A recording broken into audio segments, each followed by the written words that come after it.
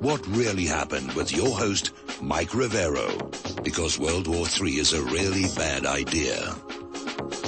Here is your host, Michael Rivero. So welcome to our show. It's Thursday, October 5th, 2017. Sure happy it's Thursday. Sure happy it's Thursday. And we've got a lot of stuff to talk about today. The phone lines are open, 800-313-9443. And Mike is in our control room, ready to answer the phone when you call on in. So let's get right on into it. It's kind of interesting to see this sort of, if you will, combat developing between the Las Vegas police and the FBI, because now even the Las Vegas police are saying there had to be multiple parties in that shooting from the Mandalay Bay into that concert. It was just impossible for this one guy to do it. And so you've got the chief of police out there saying, yeah, there had to be other parties. And you've got the FBI on this side saying, no, there was nobody else. It was a crazed lone wolf. There's nobody else. You know, getting out the watch and trying to hypnotize him or just, you know, beating him up or something like that. But it's very obvious, you know, the FBI has been assigned a story to sell, and they're getting very nervous. Even the police department aren't buying it. Even Trey Gowdy isn't buying it. And it's almost a comedy to watch how the FBI is trying to just keep the narrative that it's just this one 64-year-old angry white male Christian that did all of this, especially in the face of the recordings that clearly show two different weapons firing at the same time. So as government cover-ups and staged psyops go, this one's already fallen apart. And it's very obvious that what happens in Las Vegas doesn't stay in Las Vegas anymore. Apparently, also according to the Las Vegas sheriff, Lombardo, he's saying at this point the assumption is he had help. And now they're looking at a mystery woman, not his girlfriend that he was seen with just before the shooting took place. They're trying to locate her. It's sort of like that girl in the polka dot dress that was seen with Sirhan just before Robert Kennedy was shot, and they put out an APB on her, and then the police turned around and basically browbeat anybody who'd seen the girl in the polka dot dress and said, no, there was no girl in the polka dot dress, there was just Sirhan. So this is already reeking of cover-up and from top to bottom here. Now, at this point, the FBI is saying there's no evidence at this point to say it was an act of domestic terrorism. I'm sure those people down there on the receiving end of the bullets were feeling very terrified, but I'm wondering what they're calling it. If it's not an act of domestic terrorism, just your everyday, vanilla, run-of-the-mill mass killing. It's amazing here. Now, over at Breitbart, they're reporting on how CNN published a column yesterday, written by Naz Modan, who is the editor of Muslim Girl magazine, and basically came on out and said, well, Las Vegas happened because America is silently accepting the rage of white men. And, you know, if there had been some ethnic minority up there in the Mandalay Bay, the people would be much more upset and angry. Like I said, everybody grabs these things and tries to push their particular agenda with it, which right now, along with gun control, seems to be bashing white Christian males. But the reality is, the reason people aren't feeling quite so angry about Las Vegas is they're doubting the official story. And by the way, I got a phone call from somebody I know who was in Las Vegas when this all went down. And this friend has been talking to everybody around there and doing a little on-the-ground legwork, digging on in. And the first piece of information, again, everybody who was actually at that concert venue is saying, yeah, shots were coming from multiple directions. Second piece of interesting information about the Mandalay Bay itself, there are security cameras in the hallways. My friend is saying Mandalay Bay is one of the most secure hotel casinos in Las Vegas, which is a town that's really paranoid about crime and so forth. So there were cameras. Where are the videos showing this guy bringing all the stuff into the room all by himself here? And finally, apparently as part of their security, the Mandalay Bay has a system where if a window breaks, it sounds an alarm. So for our shooters to take those windows out or break them or shoot them out, it would have triggered immediately a security alert down in security. So something weird was going on there the whole time. Now, of course, everybody is out there saying, we must have more gun laws. You don't need guns. You don't need guns at all. Well, look at what's going on in Catalonia. That shows you the problem with being disarmed civilians. Because the Catalonians are not allowed to have guns. And the Spanish police just came on in and literally stomped on them, stole the ballot boxes, and tried to prevent the free expression of a democratic move for independence. And the Catalonians could not fight back. All they could do is just sit there and bleed. And that's why the people have to have guns. That's why the Founding Fathers gave us the Second Amendment. So that when government gets too big for its britches, we can hold them back. So anybody who says the American people don't need to be armed, you just look at what's going on over in Catalonia. And that'll tell you precisely why we need to be armed. We're going to do shout out now to our on-air affiliates who are just now rejoining our network. And we're going to take a phone call from Dustin in New Jersey. Hi, Mike. How you doing? Doing fine. Mike, the United States of America, I want to talk about the stuff in Las Vegas, but Mike, the United States of America is like the EU. It's a joining of all the states and controlling them through this little oligarchy, and they don't want any independent thought. You can see that by the Catalonians' independence. They don't want anybody to step outside of their power structure.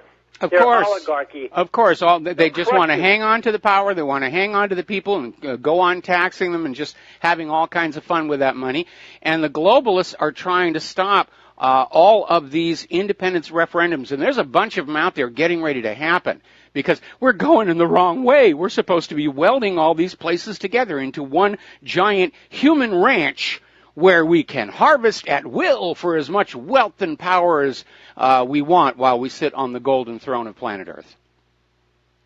But isn't the joke the same people, the same exact, a minute later they'll say we're trying to bring democracy around the world while they're crushing the so-called democracy a minute before.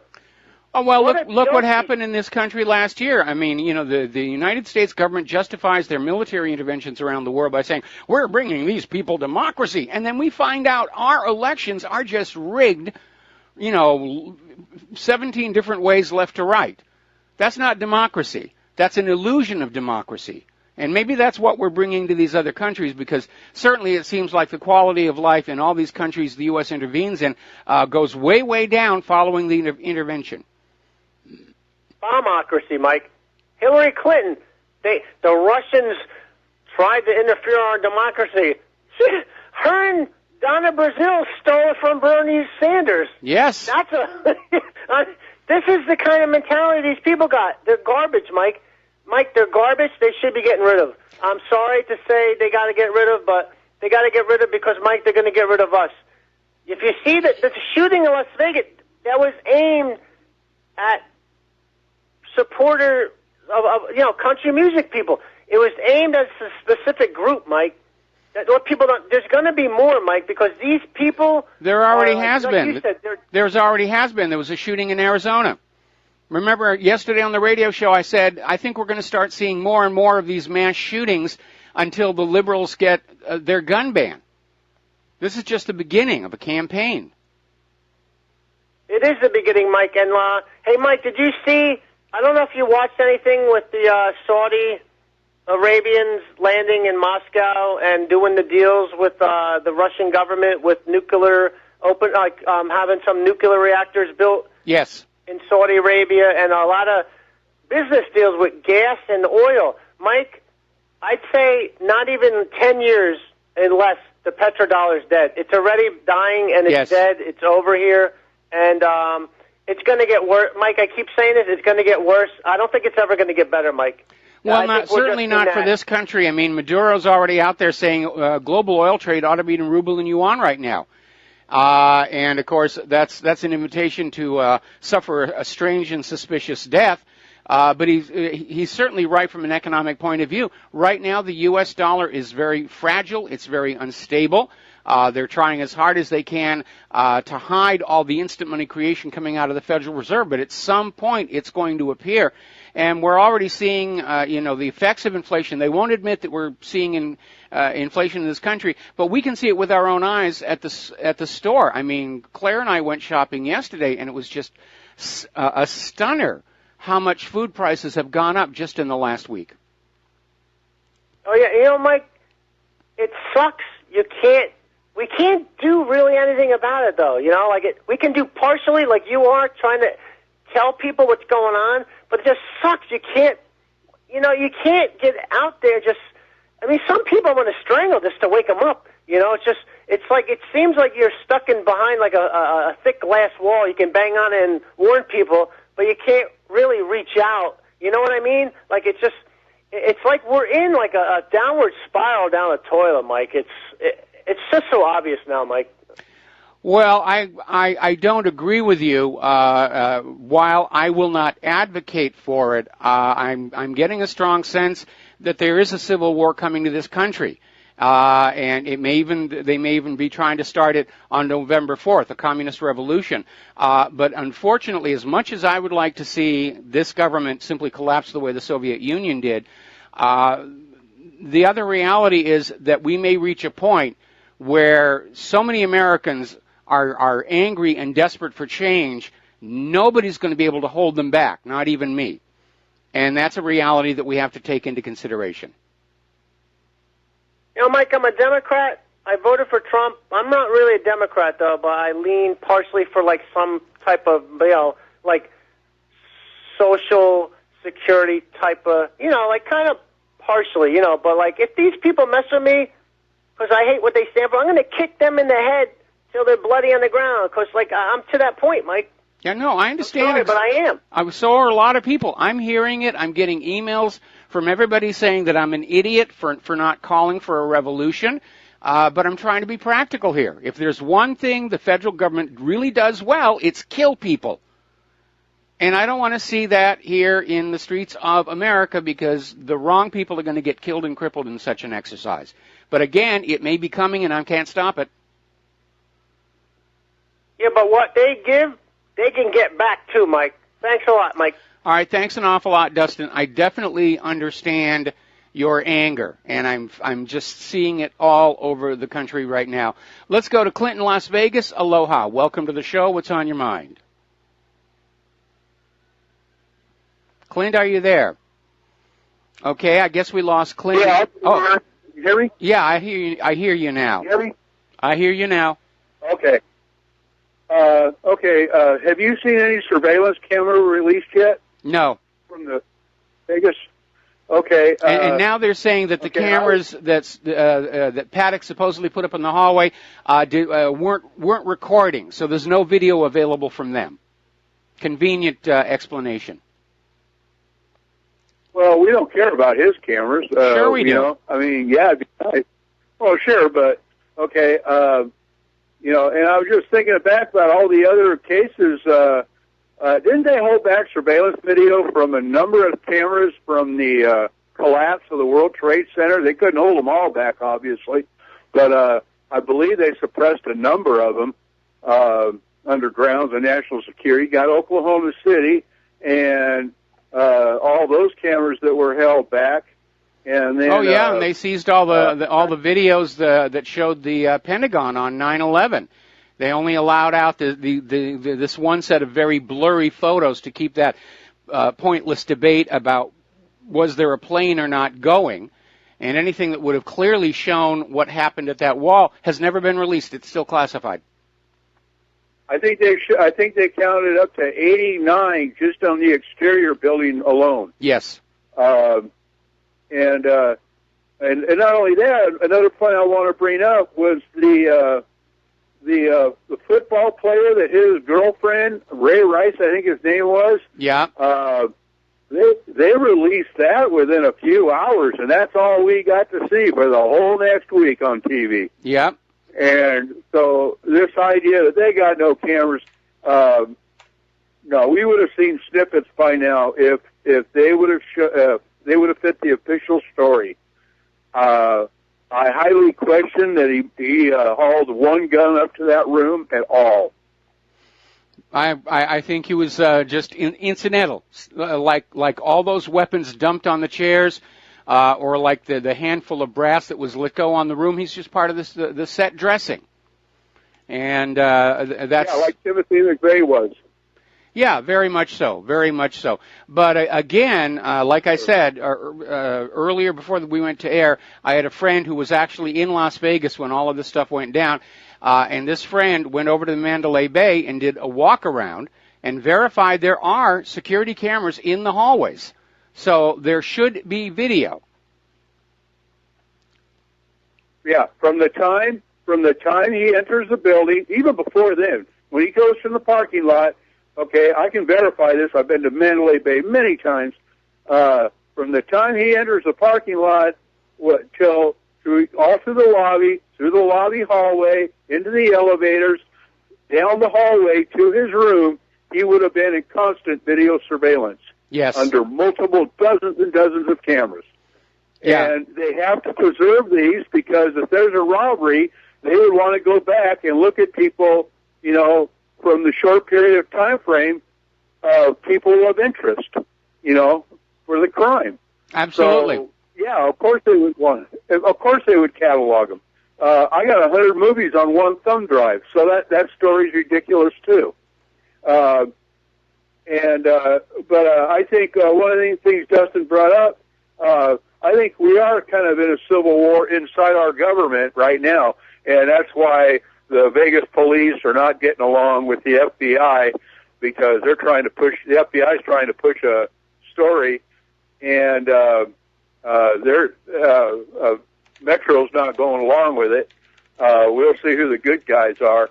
But one of the things about the Pentagon, the FBI confiscated all those videos on 9/11. Yes. And the FBI has hung on to them. Who was the director of the FBI when all this was going on? Let's see. Boy, that's reaching back a ways. Robert Mueller. Would make sense. Robert Mueller. Would make sense.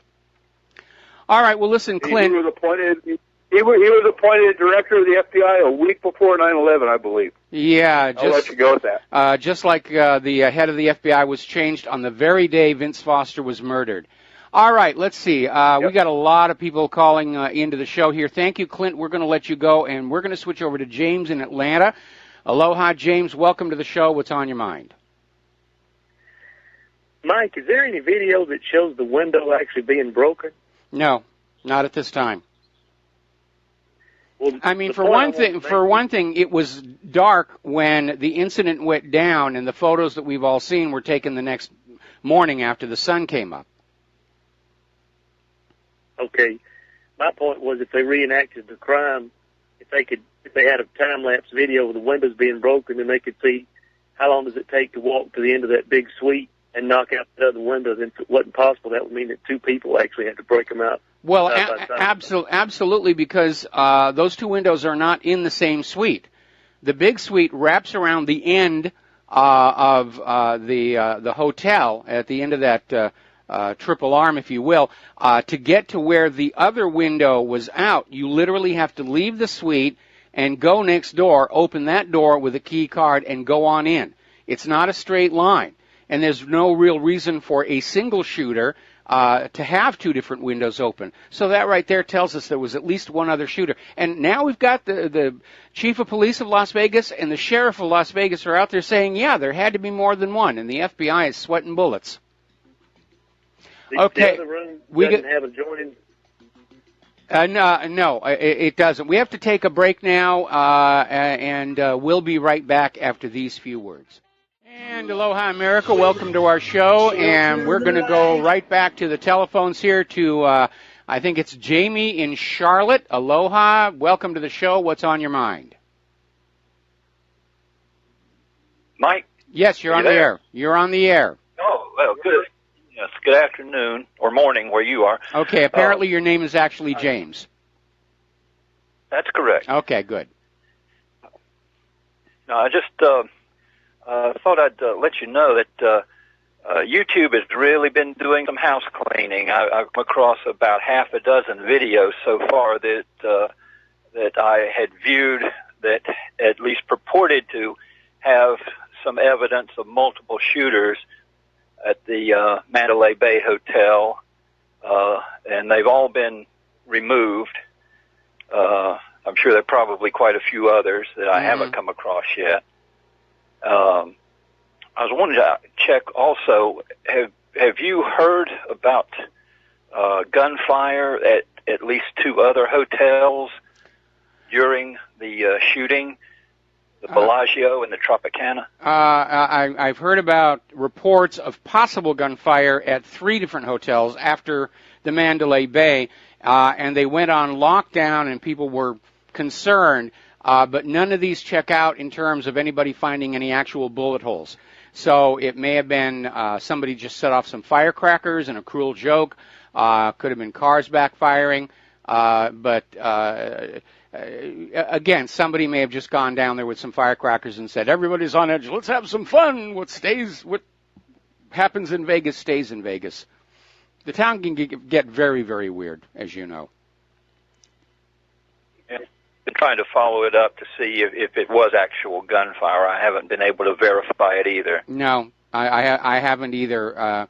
Somebody just heard a loud noise, and because what was happening at the Mandalay Bay and the Route 91 concert was already all over the news. Everybody knew it was going on, and so they're all on edge and a loud noise, and everybody panics and thinks there's another shooter out there.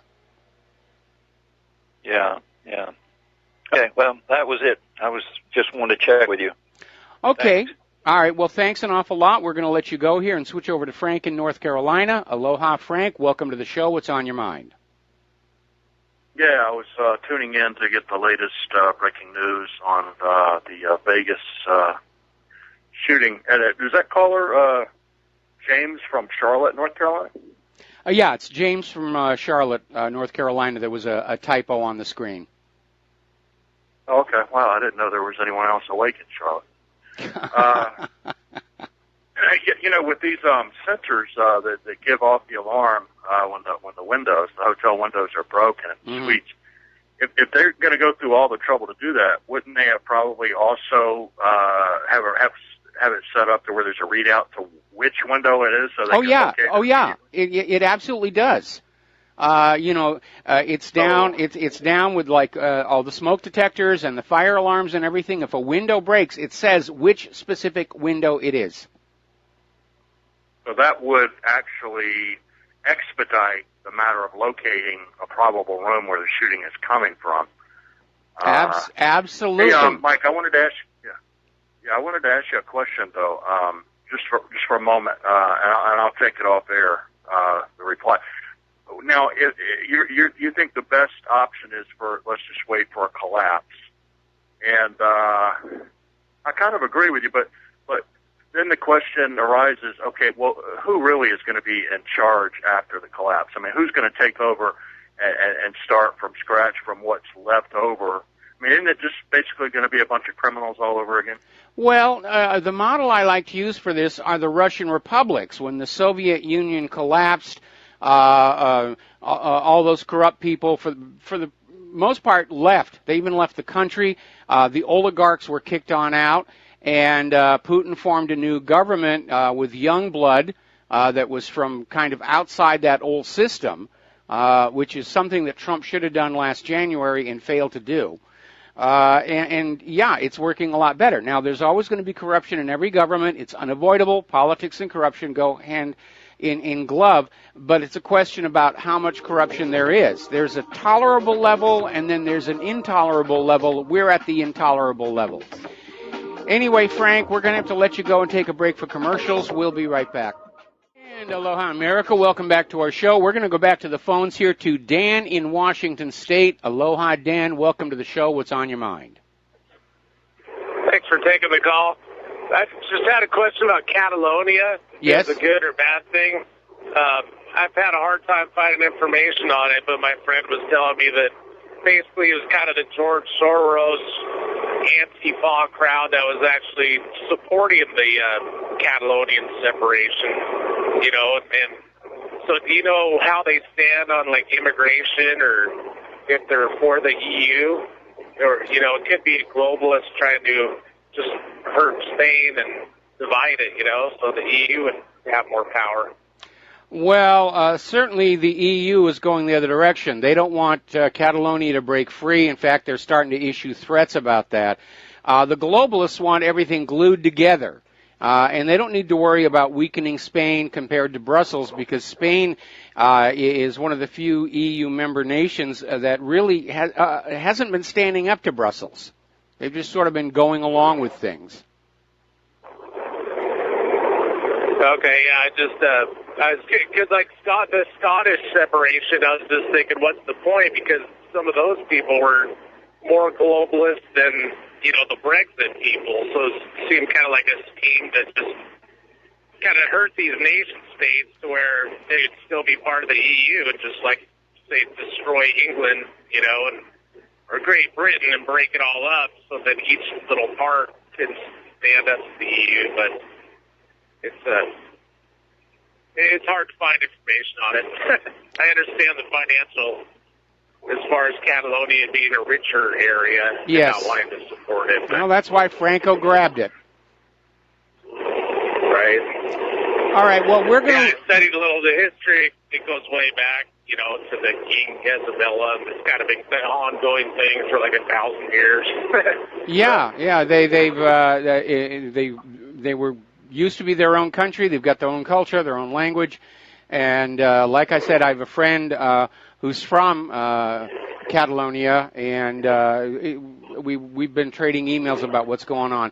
Anyway, I need to let you go. This is a very noisy phone line, and so we're going to let you go and get back here to some of the news here. Getting on back to the gun control debate, which is being pushed by the liberals here right now. And they're out there on the media saying that America leads the world in per capita ownership of guns, and that's why the United States is the murder capital of the world. Well, they're only half right. Yes, it is true, the U.S. has by far the highest per capita gun ownership in the world. For every 100 Americans, there are 90 guns. But the United States is not the murder capital of planet Earth. In fact, probably because of all those guns out there, the United States ranks 111th place in per capita murder rate. And again, look at the examples we're seeing in cities like Chicago that have very strict gun laws. The more guns are restricted, the higher the murder rate. And that also is true around the world. You go into those nations that are at the top of that list for murder rates, and you will find they all ban guns from the civilian population. So only the criminals have the guns and feel that they can use them with impunity. Now, as I mentioned to that caller earlier, there's been a shooting in Casa Grande, Arizona. 4 people are dead. Interestingly enough, law enforcement is saying there is no active shooter. They have a person of interest in custody. No motive is known at this time. And I think this is the final push by the liberals to overturn the Second Amendment. And we're going to see more and more of these until finally everybody says, oh, save us from the evil white raging males with guns out there. Meanwhile, Julian Assange is out there commenting, saying almost all terror plots are created by the FBI as part of its business model. And again, you need to go back and look at all the hoaxes that have been played before, all the way back to COINTELPRO in the 1960s here. Now, a lot of people are very concerned about all this talk from Antifa, who, by the way, somebody leaked out George Soros' tax records. He gave them something like $1,400,000 to Antifa. But they're going around right now saying that, you know, there's going to be a big event on November 4th. They're actually shutting down highways and freeways and streets, and they're getting into ruckus and they're getting arrested. But everybody's saying, what's going on? Well, again, if they're anti-fascist, it means they're pro-communist, because communism and fascism are opposite ends of the economic policy spectrum. And so we're seeing articles like this one over at shtfplan.com saying what Antifa is planning for November 4th is an attempt to spark a communist revolution.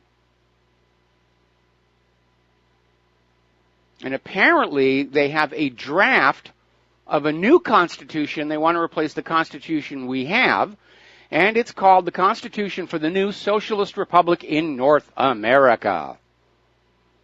So they're out there, and who knows what's going to go on there. Hillary Clinton is still out there on her book tour. I understand she's not quite come up to 500,000 books sold yet. They're already heavily discounted at the local bookstores around here. And apparently it must be very frustrating for her because she's being protested by Trump supporters and Bernie Sanders supporters. They're double teaming her about how she and Donna Brazile stole that nomination away from Bernie Sanders and how Hillary tried to steal the election from Donald Trump. And again, it's amazing to see the entire government and the corporate media still out there. Well, Russia did this and Russia did that. We don't have any proof, but we just know it. Miss Cleo looked into her crystal ball and told us Russia did all these horrible things. Well, what about what Hillary did? That the previous head of the FBI said she committed these Title 18 violations, felonies. Oh, well, she didn't mean to do wrong, so we can't go after her. We'll wake up with a horse's head in our bed for heck out loud. Well, actually, half of them will. The other half will get the other end of the horse in their bed. That way you get more use out of the horse. We're going to go to the phones here. Yvonne in New York, aloha. Welcome to the show. What's on your mind? Oh, yes, Mike. Can you hear me? I hear you just fine. Oh, okay, great. I just wanted to say about the shooter that I think he really, the profile of the shooter, everybody's saying, does he seem like a psychopath, whatnot? I think like okay, can you talk a little closer to the microphone because your phone line is breaking up here. Can you hear me? I hear you now. Yeah, yes. Can you hear me? Yes. Okay. I think he fits the profile of a patsy perfectly because if he was gambling all the time, that's an addiction, you know, and people that gamble, whether they're very, very rich or very, very poor, they still get a rush off of making quick money. And even if he lost a little bit of money, let's say it was $50,000, that's still, you can get depressed. You can literally get depressed. You can get depressed just from losing $5. So the guy is like the perfect caricature of a patsy, where you would think that, you know, somebody could walk up to him and say, okay, you owe us $100,000, just do us a favor. And the way that they said those guns were laid out on the bed, I don't know if I'm getting the right information about that because I keep hearing so many stories. But lately they were saying like there were 30 guns laid out on a bed. Doesn't that sound like gun running? I mean, I don't. Well, it sounds like it sounds like they're dressing the set here. And here's the problem I have. If you look at the photo of the room, there's two chairs pushed together, and there's a bunch of guns just dumped on them.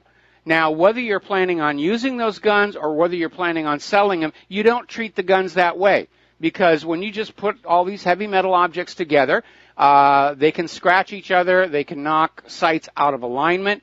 If you talk about anybody who's a gun enthusiast or a gun dealer, they take very good care of those guns because, their value really goes down if they're damaged. So I know a lot of people are trying to push this idea that he was a gun runner for the FBI, but first of all, we don't know how much this guy lost. The Mandalay Bay won't say. They won't say if they've given a number for his gambling activity, but they refuse to say whether it's wins or losses. Apparently, according to his brother, at one point he won $40,000 on a single pull of a slot machine. And by the way, yes, gambling's an addiction. So is alcohol. So is tobacco. So is marijuana. But there are a lot of people who manage their use of all of these. They don't let it get out of control. And in the case of Paddock, this appears to just have been something that he did as a hobby. And yes, he's going to enjoy it. It's going to be a thrill. But he doesn't fit the pattern of being out of control. Because he wasn't broke by any stretch of the imagination. If somebody walked up and tapped him on the shoulder and said, I need $100,000, he could have written that check. He had two single-engine airplanes. He was a multimillionaire. $100,000 to him is not a lot. I didn't know that the guns were thrown together like that. Yeah, I thought that they were. I thought they were laid out. But no, you're right. I don't. Yeah, I didn't know that it was that way. Yeah. And do you think there were multiple shooters? Because my husband's a gun enthusiast, and he's saying that no way that was one shooter. He totally believes it was multiple shooters. Well, now you've got the chief of police of Las Vegas and the Las Vegas sheriff are now in agreement with him. They're saying this guy had to have help, and the FBI is out there saying, no, it's a crazed lone nut assassin. This formula's worked all the way back to 1963. Why isn't it working now? But again, some of the videos that were taken during this incident, clearly you hear the sound of two different weapons with two different rates of fire going off at the same time. And again, why the second window if there's just one shooter? He's in a perfect position right where he is. He doesn't need that second window for anything. Yeah, the whole thing is just makes no sense. And then, and I'll hang up real quick, but I just wanted to say, I had called last week, but I disconnected myself. But I was asking about China, and I did find on YouTube some guy, Peter Lavani, or I don't know, Trump hired him. He put out a Netflix 3 years ago movie about China, and he talks about everything that Trump talks about, on the campaign trail, like how we're shipping our jobs overseas. But then he put out another thing on YouTube called "Will We Go to War with China?" Mm-hmm. And it's kind of interesting. I mean, it helped me a little bit just to understand things because I'm, public school, right? So I don't know about geography and stuff like that. It was a little interesting. It gave different points of view on China, and I don't know. I just thought that was an interesting. Well, the ultimate goal of the U.S. foreign policy right now is to find a way to wreck the Chinese yuan and the Russian ruble and bring the world back under the domination of the U.S. Federal Reserve note. Return to Bretton Woods. Because the U.S. economic system made a huge profit off of that Bretton Woods deal. And right now they need to restore that because we've allowed our manufacturing to decline, in part because the manufacturing's gone to China. And nobody wants our GMO agriculture. So right now our country has become a one-crop nation, if you will, and that crop is financial services. But with the rest of the world dropping the dollar and going to the yuan and the ruble, that's why our economy is in such serious trouble. There's nothing else to hold it up. Right. Okay? Right. Yeah, thanks. Thank you, Mike. All right, I'll make room for other callers, but thanks. All right, we're going to switch over to Terry in Oregon. Aloha. Welcome to the show. What's on your mind? Hey, Mike, this morning I woke up and I said, hey, I think my NRA membership's expired. I think I'll get online and renew it. So I got online and probed around the NRA site, and then I looked at some other sites about the NRA, and I found this one that said the NRA gave more money to John McCain than any senator in the Senate. And I said, I don't think this is for me. So then I went over to Gun Owners of America and joined them. At first I asked the girl, I said, you give money to John McCain? And she says, just a minute. She went and asked somebody. She said, no, we supported his opposition last election. So I said, this is for me. Sign me up. And I found out that the dues is half of what the NRA's is. The NRA was $40 a year, and the Gun Owners of America was $20. So I think I made the right. I'm glad I stumbled across that website about John McCain because I'm not a supporter of his or Lindsey Graham or any of the other globalist warmongers, So I just thought I'd pass that on, and, it's about it. Well, the NRA, the NRA has come under criticism over the last several years because they'll take a strong stand against certain gun legislation. Then all of a sudden at the last minute they pull back and they sort of give way to the gun legislation. They're already out today with an announcement saying that bump stocks ought to be more heavily regulated. And, yeah, I agree with that. that idea, but at the same time, a lot of NRI supporters are viewing this as yet another betrayal in a long series of betrayals. Exactly. Okay. Mike, I'm just coming on. I didn't get you before, but did you talk about the fact that some guys were saying, where's the brass in that room, where you're doing the shooting? Yeah, there's a few rounds of expended brass on the floor, but it's like those guns dumped onto the chairs. It looks like set decoration. Rather than, there should be a lot more brass there, given the volume of firing that we're hearing on the video. Now, if the majority of the firing was coming from that second room, which still has not been shown, then the brass would have been over there. You mean on the fourth floor? No. Remember, there's two broken out windows in two different rooms up there on the top floor. And we've only been shown photos of the window toward the end of that wing of the hotel. The other one, I haven't seen any photos of what that room looks like. And if the additional shooters were in there, there might be a lot more brass there. But frankly, that suite where Paddock was found, it strikes me as feeling like a movie set rather than a real crime scene. Right, like I say, I'm just coming on. Did you talk about anything about the fourth floor today? The fourth floor is an open issue. There doesn't seem to be any photos showing a broken window down there. I went to the building plans. There isn't a air conditioning grill or anything there. People are still saying it was just a strobe light. It could also have been a reflection coming from a different source, which means we're looking in the wrong place. But it's an open issue. I got to let you Mike, go. There's the music. I got to let you go because there's the music. There's the music. Talk to you next time. And aloha, America. Welcome back to the show. We're going to go right back to the telephones here. Charles in Canada. Aloha. Welcome to the show. What's on your mind? Hi, Michael. Yeah, I've been listening with interest to a lot of the media coverage, and one question's come up in my mind that nobody's covered. People are talking, are there multiple shooters or if there's one shooter, and there is so many guns, and the number of guns has been bandied about. But if it's like any casino that I've run into, there's got to be cameras in the elevator, so there's got to be evidence of him carrying them up to the room or somebody helping him to carry them up to the room, and how he entered the casino would be through the underground or through the front door. So there's got to be, this mystery should be solvable. Is my point. Well, I got an email from somebody. Now they didn't have a source, but they were just saying that they'd heard on some radio show that the Mandalay Bay. First of all, we know the Mandalay Bay has erased all the data on Paddock's room reservations. That's gone.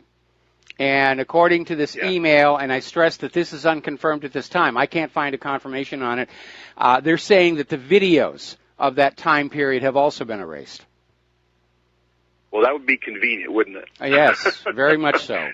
Because there would be evidence of him carrying all these weapons up there or not, or having help or not. So if they can't provide that, then they must be complicit. Well, you can't guarantee it, but it sounds like they're complicit in this in some fashion. Well, let's not forget the fact that there is a lot of organized crime that still have interests in Las Vegas, and the CIA has a long history of working with organized crime for certain things. They were using the mafia against the Nazis, against Fidel Castro, and they're all buddy over there. And so it's entirely possible that the owners and managers of the Mandalay Bay were working along with this thing, and they would almost have to, because that's the only way they're going to be indemnified from all these negligence lawsuits that are probably already being cooked up in the minds of the survivors.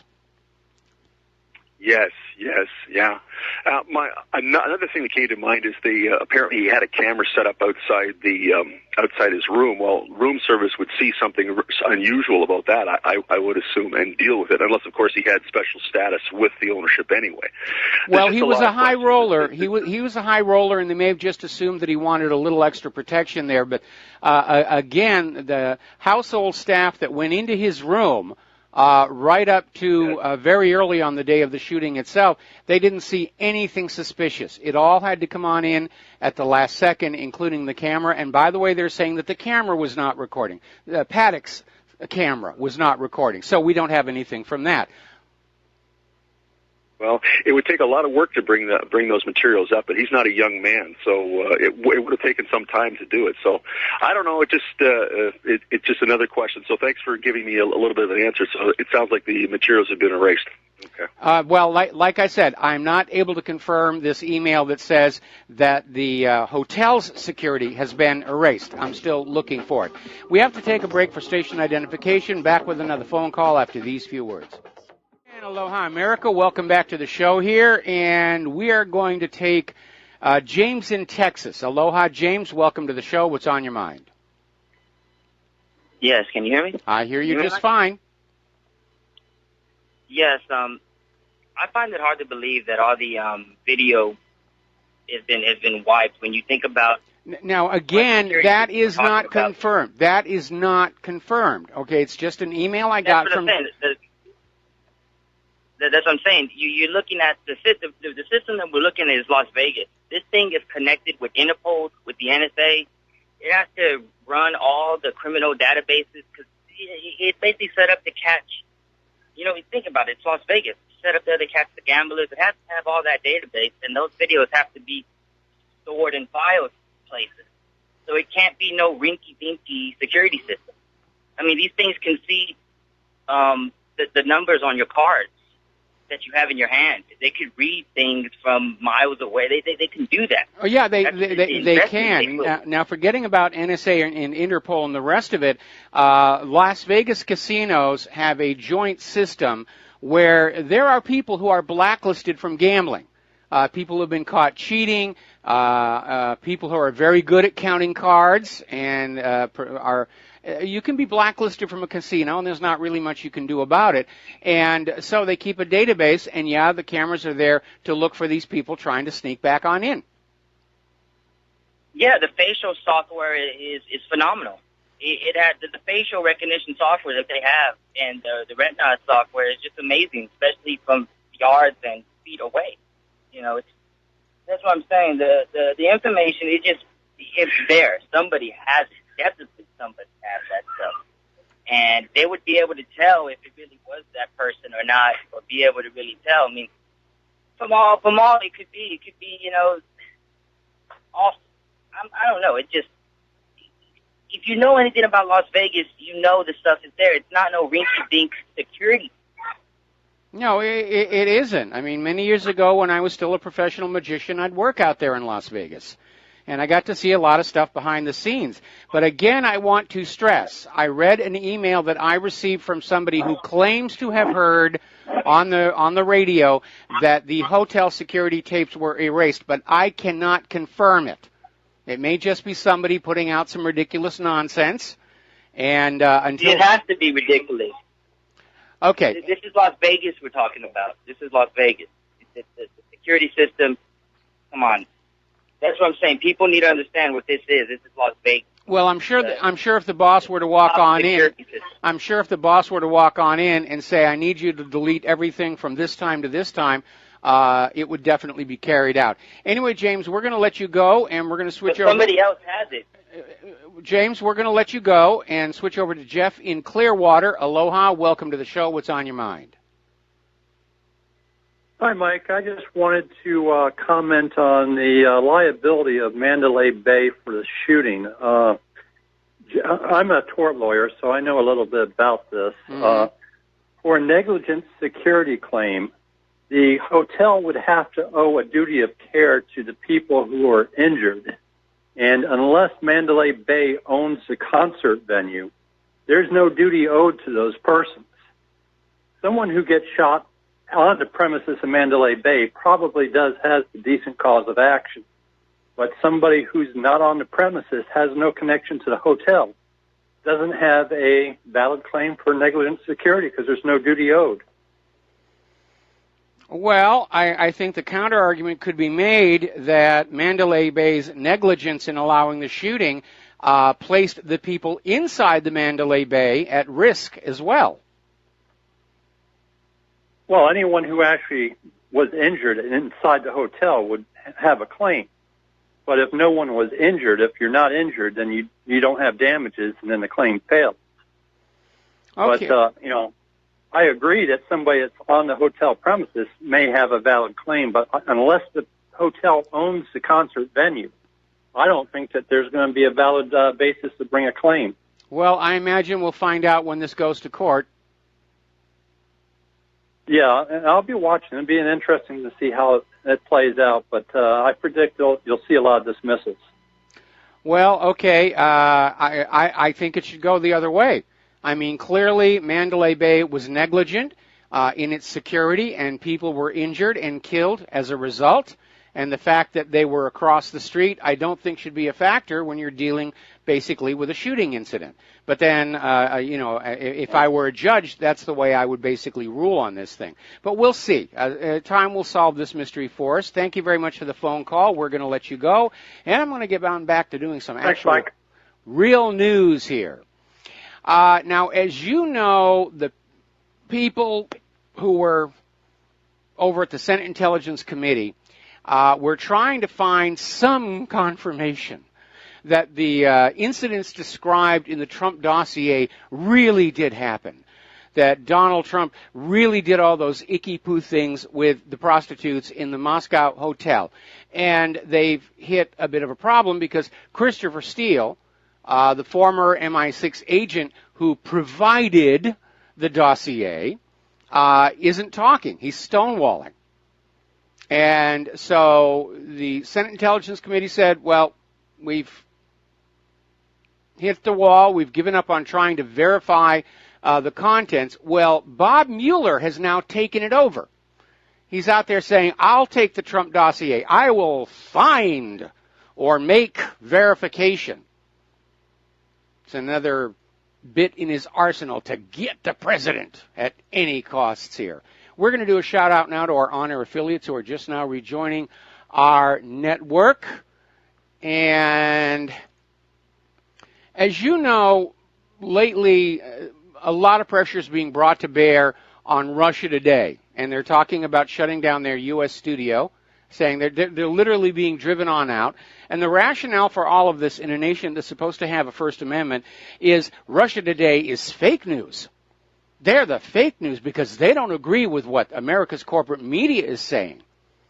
Russians are evil. It's all fake news. And Trump came out with a really good response to that. Why isn't the Senate looking into the fake news coming out of our corporate networks in this country?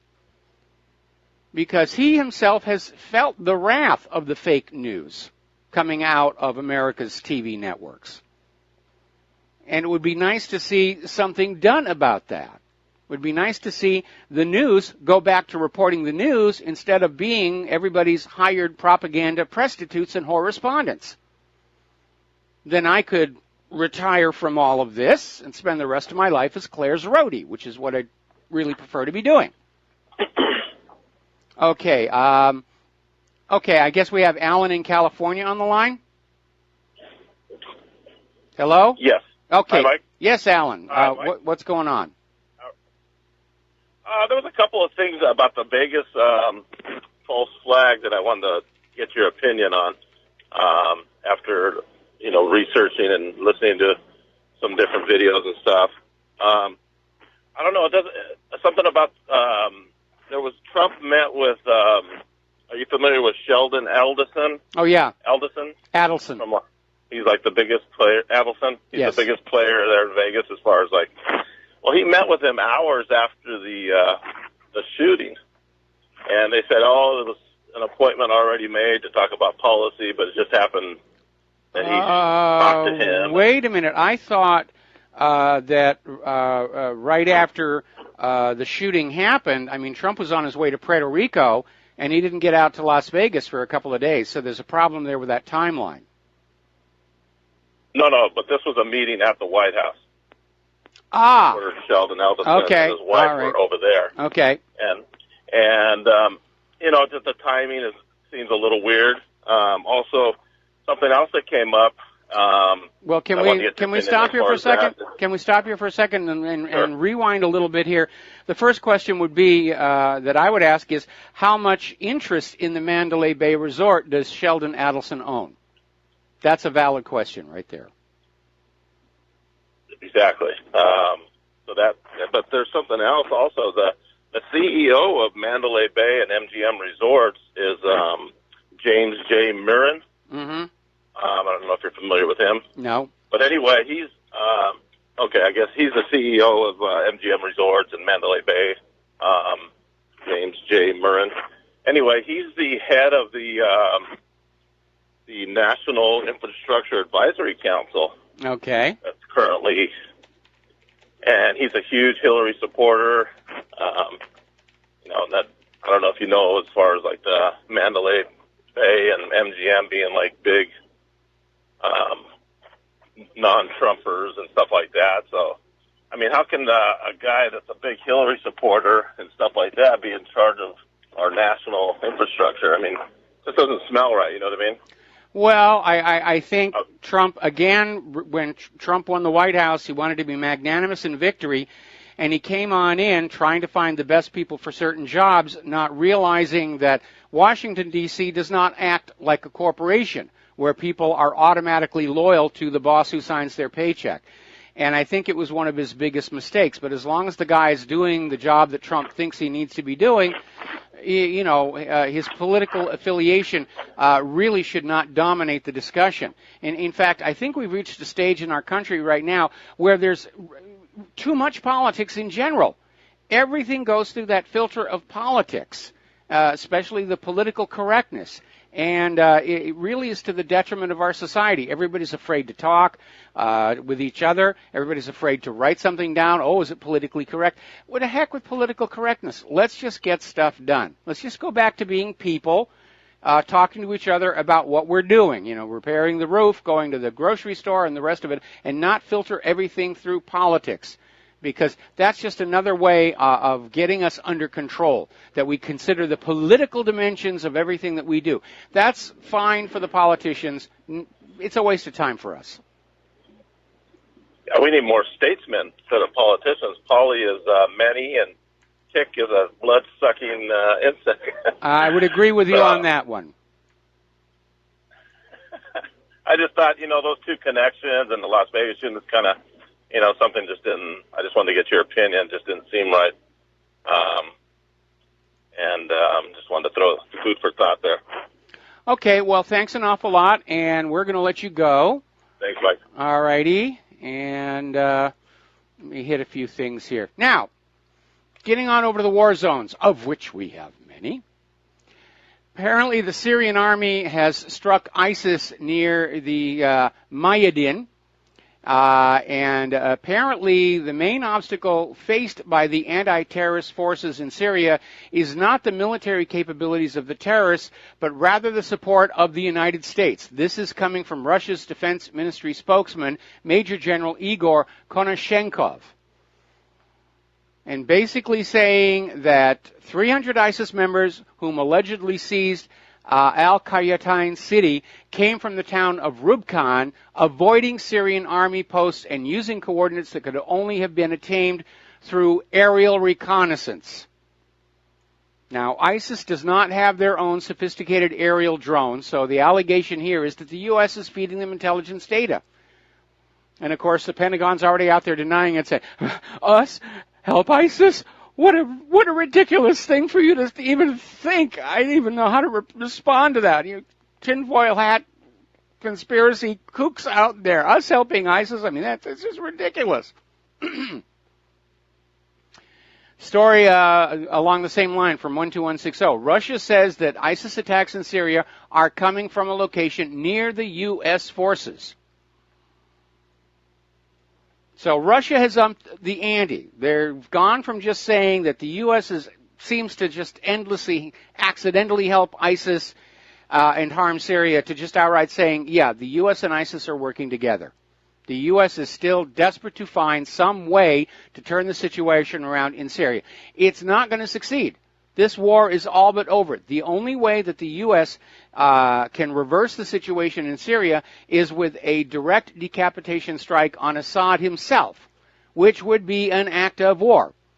And I can imagine that there are some defensive forces around Assad's position, including Russian forces, and that may be the only thing deterring a decapitation strike, because when the United States government starts bombing Russian forces, that basically is the open door to a war. Now, earlier today, Donald Trump was sort of teasing out the fact that he was going to announce his decision on the Iran nuclear deal next week. It's already leaked on out. Trump is going to declare that the Iran nuclear deal is not in the national interest. He's going to decertify the international nuclear deal and kick the issue over to Congress, who really doesn't want to get involved on this thing.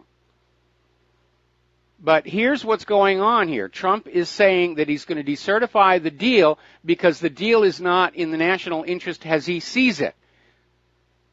He has no evidence that Iran has not kept their part of the deal. There is none. IAEA is confirmed. Iran is fully in compliance. If Donald Trump goes through this, it is sending a message to every other government on the face of planet Earth, including North Korea, that you cannot take the U.S. government's word for anything. They'll make all kinds of grandiose promises, and as soon as it suits them, they'll go back on them.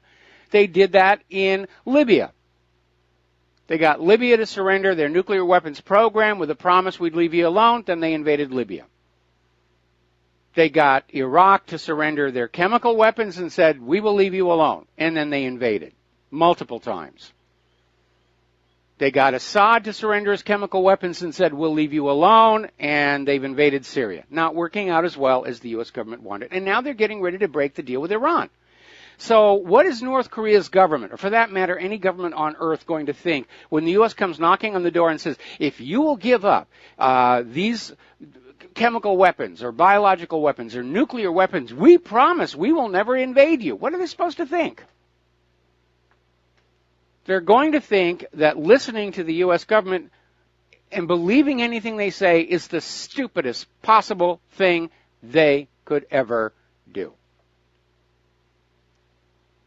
Now, interestingly enough, following the referendum on the Kurds' secession, and remember, the Kurdish regional government is saying it's going to be a minimum of 2 years before anything happens.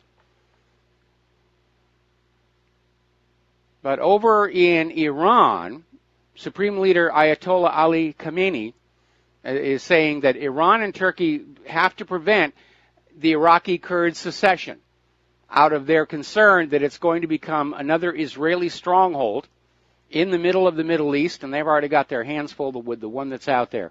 All right, we're going to take a phone call here. Chet in Michigan, aloha. Welcome to the show. What's on your mind?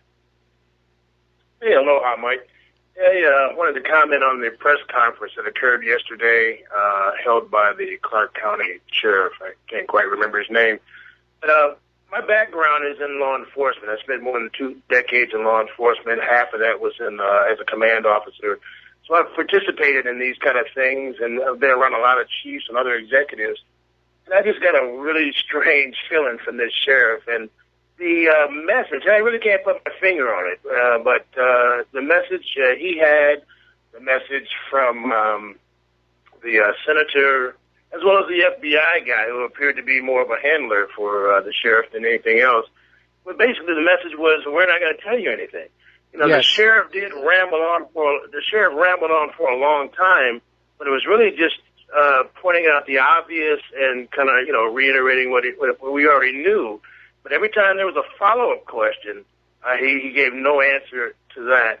And it just seemed like the main purpose of the press conference was to tell everybody, be patient, don't expect any information until we're ready to give it to you. And it just seemed to be the opposite, purpose of most press conferences, which is to inform you.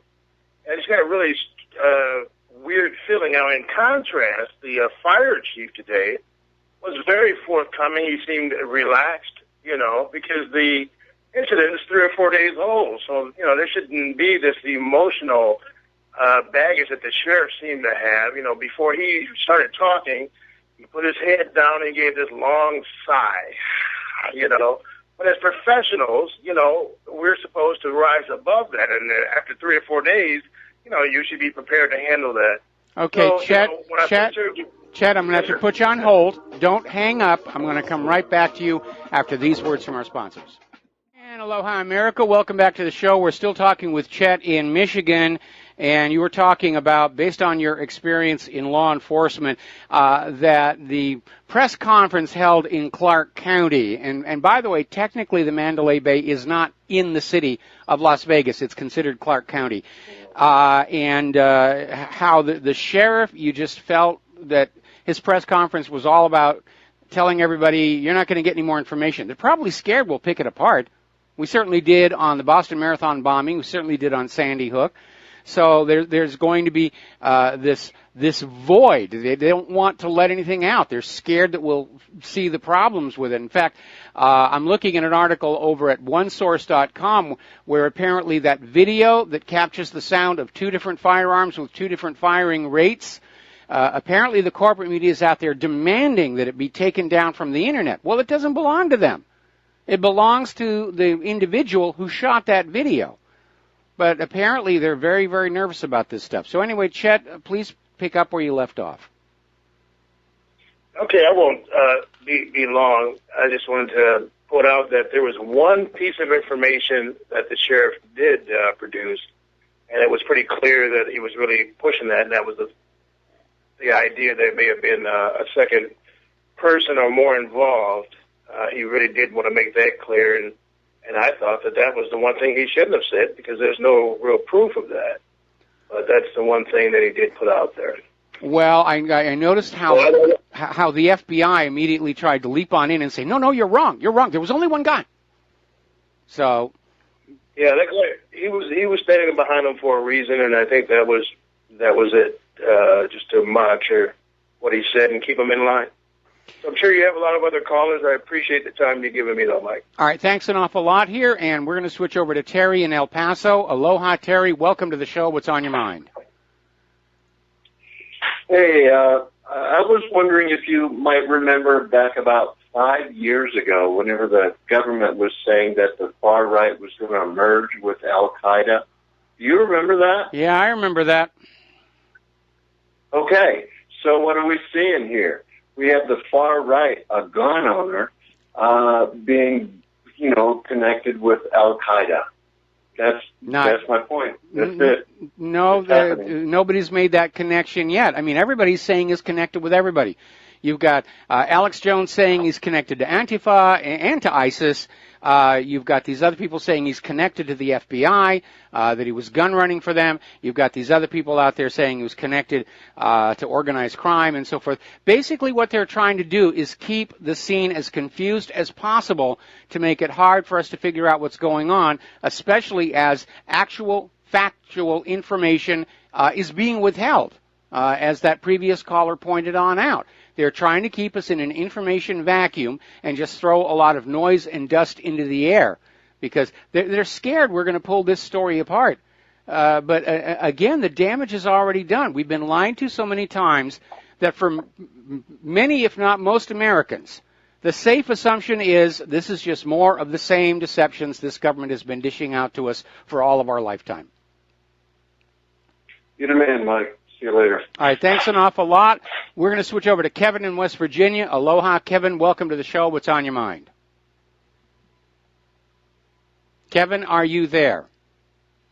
Yeah, can you hear me? I can hear you now. Yes. What's on your mind today? All right. This guy clearly had help. This guy, I mean, I don't know who he's connected to or anything, but this guy clearly had help. And going into, I think Soros is connected to casino, and I think he had inside help with the casino operators and everything. I mean, when you're in a casino or a hotel and you stay, the first night they go through your stuff. I mean, I know most people don't want to believe that, but they really do. The hotel staff goes through your stuff. And also, casinos, hotels, places like that. What is that? Car rentals. They're threat fusion centers. So this guy killed people right out of a threat fusion center. And I clearly believe this guy was a patsy. And I don't know if you've seen the interview with his brother, but that guy's Mr. Squirrely. I think they need to be looking into his whole family. All right, well, listen, we're going to have to take a break here for commercials. Back with another phone call after these few words. Aloha, America. Welcome back to the show, and I'm looking on the corporate media, and here comes the pitch. The reason for that stage shooting in Las Vegas, they want to repeal the Second Amendment. Now, that's going to be a bit of a trick, because the only way you can change the Constitution is with a new amendment. That means Congress has to pass a bill that says the Second Amendment is hereby repealed. The president has to sign it. Then it has to go to the states. And 3/4 of the states must ratify that bill exactly as it's written. And that means their legislature votes on it, passes it, their chief of state, their governor, signs it. That's a long, long way to go, but that is the only legal way to repeal the Second Amendment. I told you the gun grabbers are coming. The gun grabbers are coming. All right, let's see. We're going to take another phone call. Rob in Illinois. Aloha. Welcome to the show. What's on your mind? Hello, Mike. As we're a colony of Israel, it's our fault having the guns that they didn't succeed in taking out Syria. So they, instead of the First Amendment first, they take out the Second Amendment, so then they can take away the First Amendment. It's all in the higher plans, everybody. Oh, yeah. If they take away the Second Amendment, if they confiscate the guns, the rest of the Bill of Rights is absolutely meaningless. The reason the Second Amendment is there is to give teeth to the other 9. Absolutely. Which corporate outlet did you say that was saying scrub YouTube? Basically, it's a call from all of the corporate media. They're claiming that they're claiming this video is too shocking and horrific, and the Americans must be protected from it, which is nonsense. I mean, there's a lot of shocking, horrific stuff that's on corporate TV that you pay-per-view and everything. No, what they want is they're trying to find some way they can justify erasing from the internet all of these videos that contradict the official story, especially that one that captures the sound of 2 different firearms with 2 different rates of fire operating at the same time. Now, there was a caller into the show, I think in hour number 1, who basically came on out and said that many of the videos that he had been looking at on YouTube, the first generation videos, have already been taken down. They're trying to basically erase all of that so that we have no other resource other than the word of the government and the corporate media as to what happened in Las Vegas, which is rather pointless. If the government told me it was going to be a sunshiny day, I would take an umbrella with me. Same thing for the corporate media. Which is, on Tuesday, I quickly learned how to download YouTube videos. It was pretty simple to do.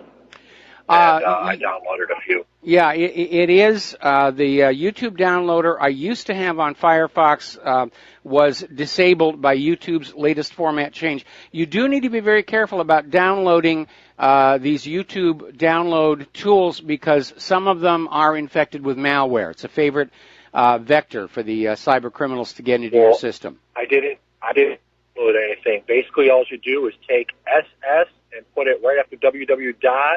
Or HTTPS, whichever one, just put SS in front of it, and then it'll bring you to another page, and then you just say, it says, I've got a line, I want to click that, I want to download it, and it'll say low quality or medium quality, and then you just click that, and it's down in a matter of minutes or search.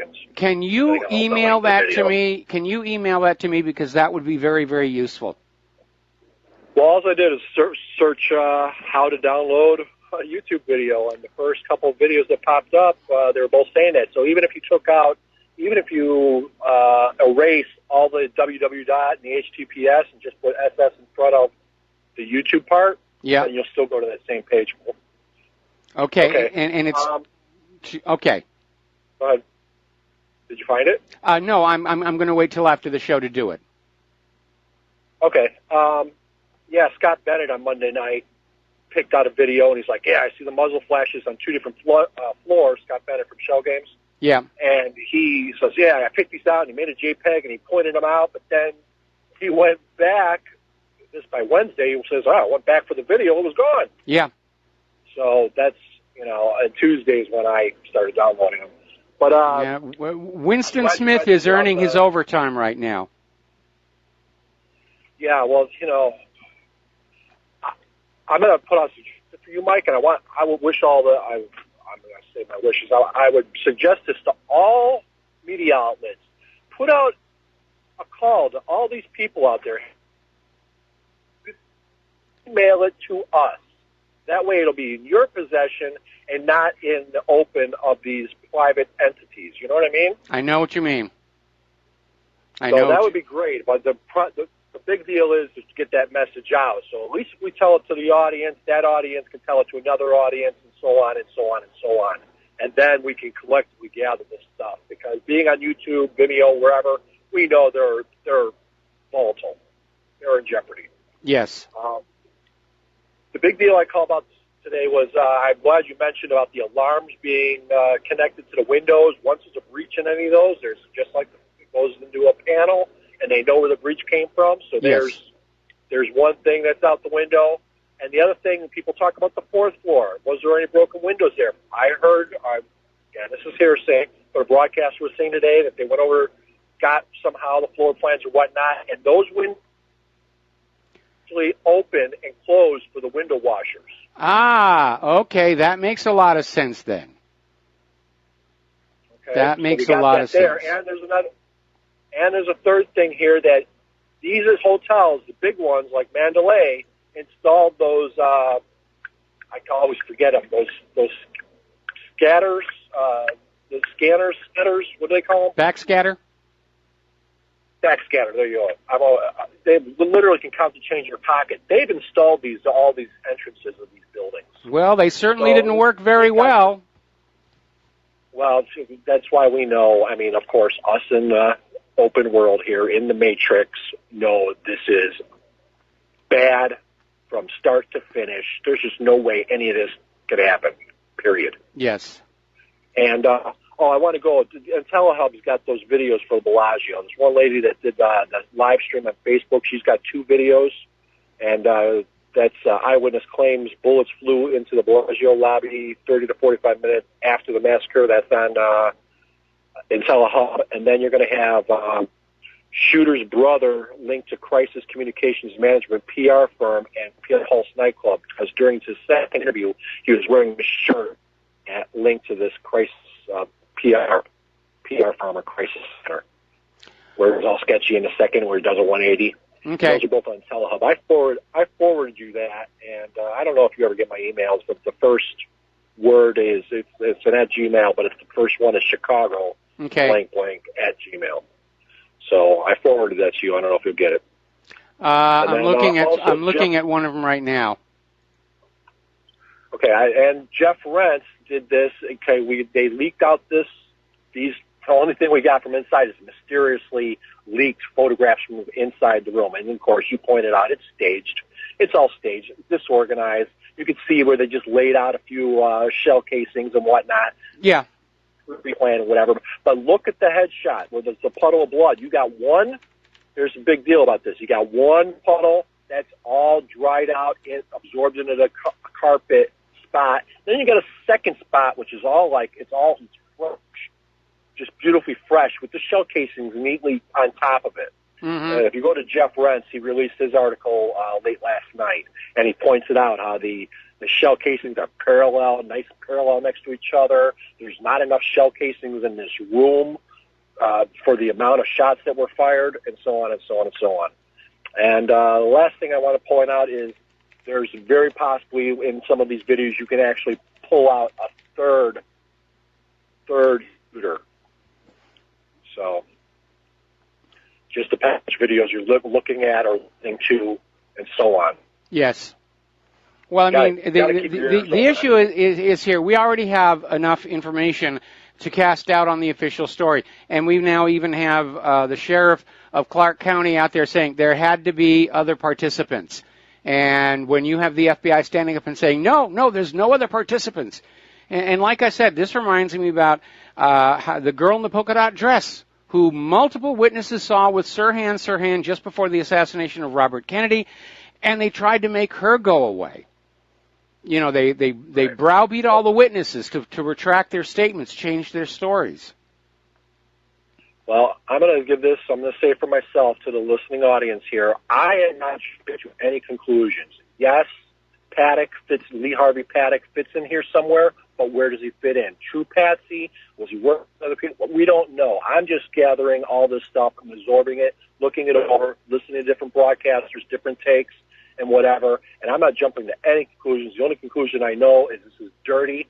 It's dirty back to, again, Kennedy's assassination, September 11th, Charlottesville, on and on and on. It's a playbook. It's just a different time, and now we actually have the tools and the materials to catch on to it faster. And that's fortunate for us for the time being. As you mentioned, they're already trying to go after us on these websites, and, if you look at them, you're going to be in trouble, So, and the last thing is, not only the Bellagio was there shots fired, but there was reports at two other hotels, one being, and I can't find confirmation on this, one being New York, and someone else mentioned it, Tropicana. Yeah, and I don't know if somebody was just out there playing a sick trick with firecrackers or something, but it doesn't make sense that half an hour after this big shooting at the Mandalay Bay that there would still be anybody out there that was shooting, because it basically undermines the story of the lone shooter who committed suicide in the room. What's that supposed to be? His ghost is going on down the road?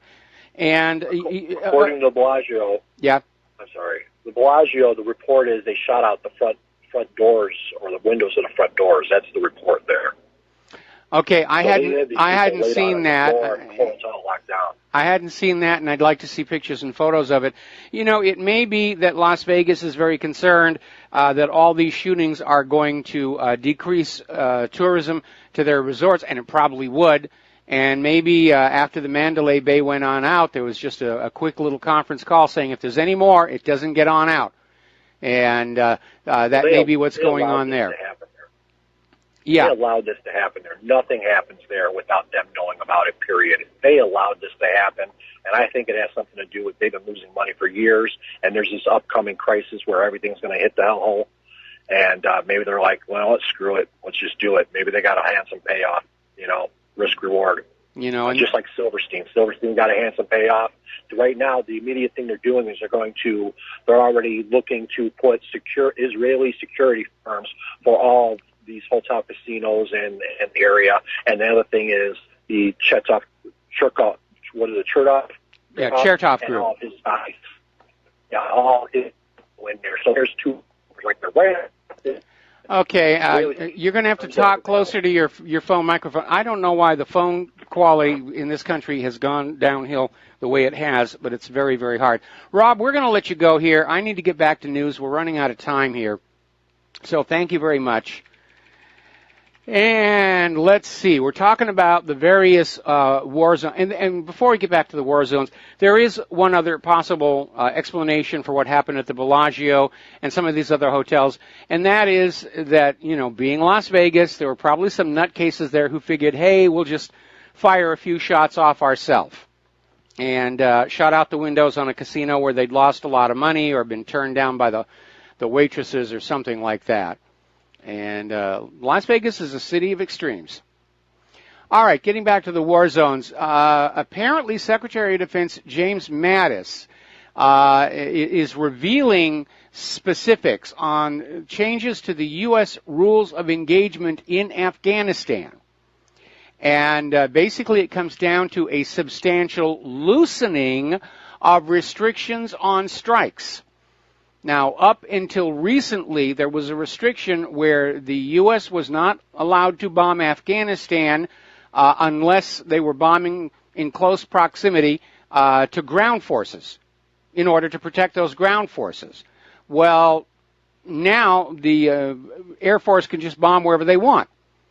And apparently commanders on the ground have been given much more latitude to act unilaterally.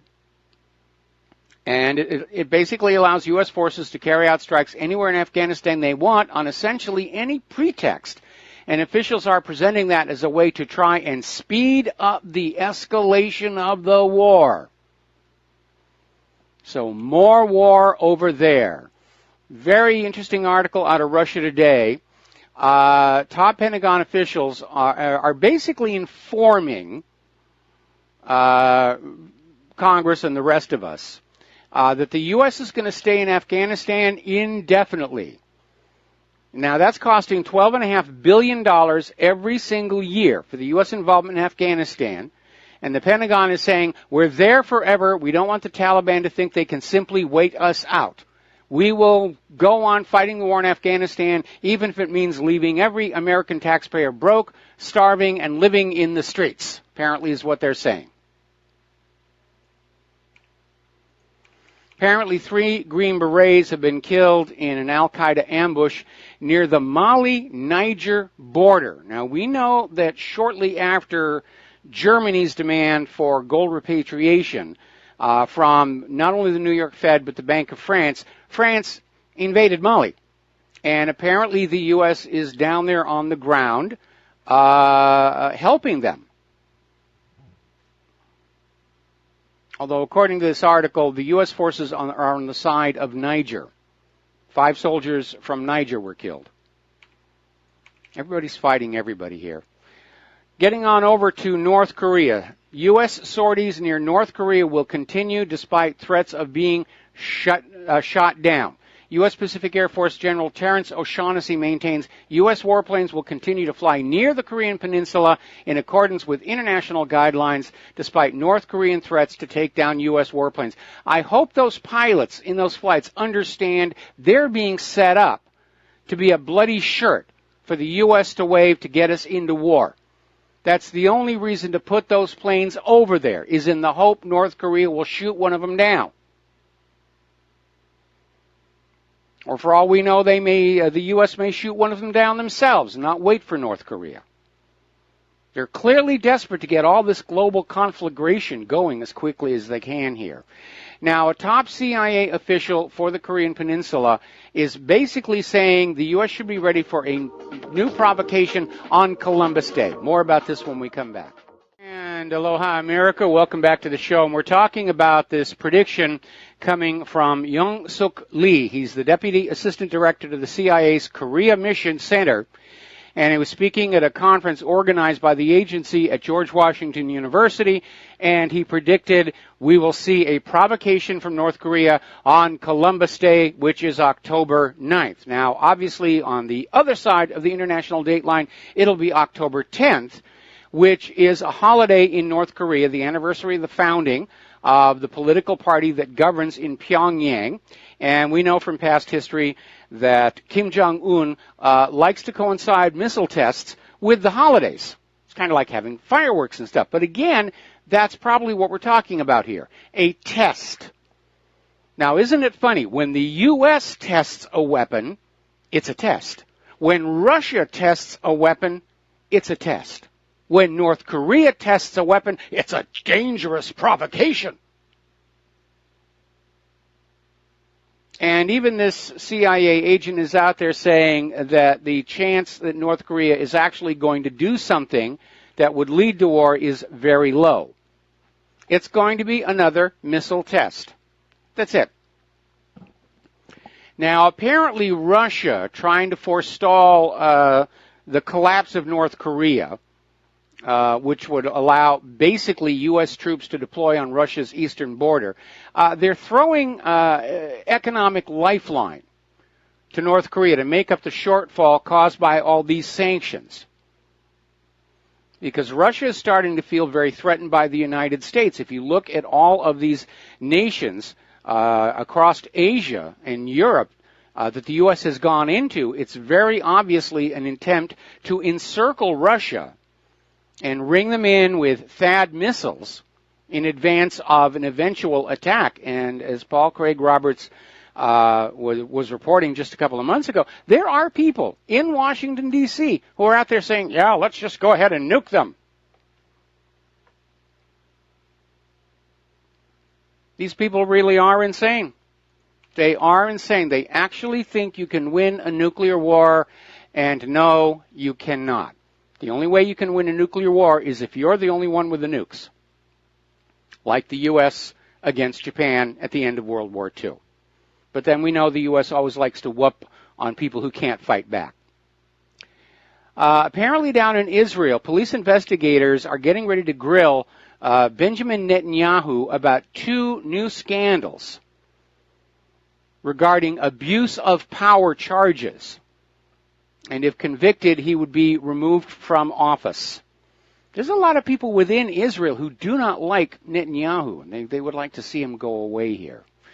Now, one of our callers was talking about this earlier. Russia and Saudi Arabia are announcing billions of dollars in energy deals, and tied up with that is Russia is selling the S-400 missile defense system to Saudi Arabia.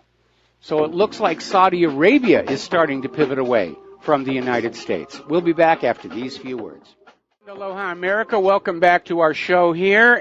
Hour number 3. The phone lines are open, 800-313-9443. Getting on back to the news here. It's amazing how this NFL nonsense is just dragging on and dragging on and dragging on. And it is really turning people off to the sport as a whole. And it's really reached the point of ridiculousness here. All righty, let's see. Getting on back here to the economic news. As I mentioned in a phone call earlier in the show, Venezuelan President Maduro is calling for an end of the U.S. dollar in the global oil trade, saying that the ruble and the yuan are far more trustworthy and reliable. And, of course, this is music to the ears of both Russia and China. And, again, Maduro may find himself on the receiving end of a drone strike about that, because you never question the security and safety of the U.S. dollar, no matter how many of them we have to print up. Now, over in Spain's financial markets, the chaos in Catalonia is having an effect and driving prices down. So that thing is definitely, that's heating up over there. It's looking like neither side is going to give way. And it could lead to a civil war. And unless you're an arms maker, civil wars are bad for business. Certainly ends tourism. Now, down in Puerto Rico, their economy has obviously taken a huge hit from the hurricanes. And their bonds have collapsed to $33.45. It's a major drop, over 5%, almost 6%. And apparently it's predicted Puerto Rico will just flat out run out of cash on October 31st.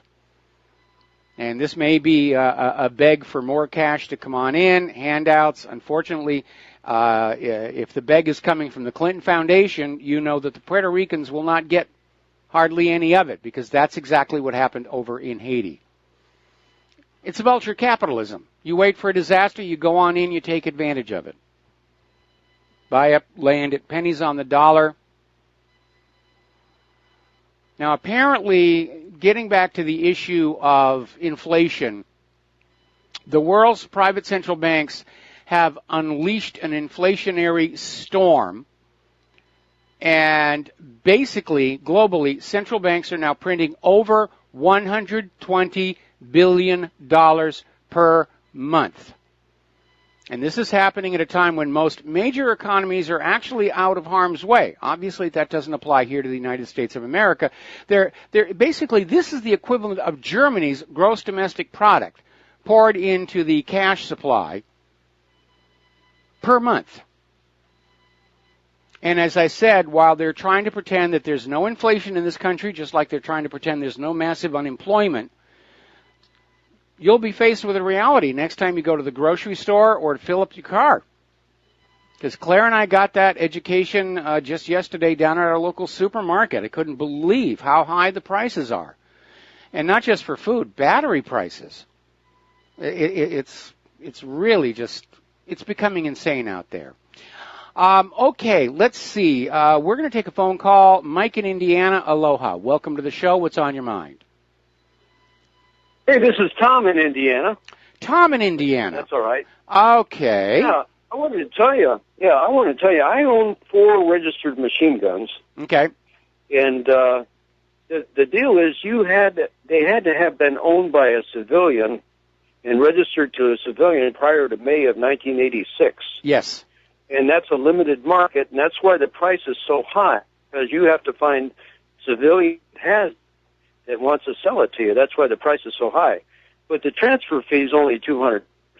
But it takes about 8 months, and they tell me now the new vendors that sell machine guns tell me that they put new people in there, and it's they speeded up the process. But I still say it's about 8 months for you to transfer a machine gun. Now, as far as the bump fires, the price on the bump fires went from $99 to over $400 overnight, and they're mostly sold out everywhere. I've seen sold out everywhere. You just can't even get on the site for them, and I really don't think too much of them myself. As you see, the shooter had trouble with those things. They jammed, and then he threw his guns down. So it's not that he really cared about the guns. When he was in the fit, when those things stopped working, he threw them down. So that's why they're probably all over the place. The other thing I wanted to say is the guy. Well, if you're talking about the 2 guns that were on the floor over by the window in the suite, only one of those has a bump stock. Well, I'm just saying that there was guns scattered all around. As I wasn't there, that's what somebody said, so I don't know. Yes. But what I want to say is. The guy next door said there was probably 2 shooters. He thought he heard somebody else in there. Now, let me give you this little seed here. Here's a guy that is an older guy, but he needs somebody to help him that's athletic, can get all this stuff in there, run around and shoot and all this. Somebody that had a built-up hostility all this time. He has a deep hatred of some people, And I'm just wondering, where was OJ that night? Anyway, all right. Let you go with that. I sure appreciate you, man. All right, you hang in there. Thanks an awful lot. Here, we're going to let you go. We're going to do a shout out to our on-air affiliates rejoining our network here. Getting on back to Catalonia, Brussels has come on out and said, delivered an ultimatum to Catalonia. If you quit Spain, you quit the European Union. And so far, the reaction from Catalonia seems to be, okay. I'm sure that Catalonia would like to be out of the European Union.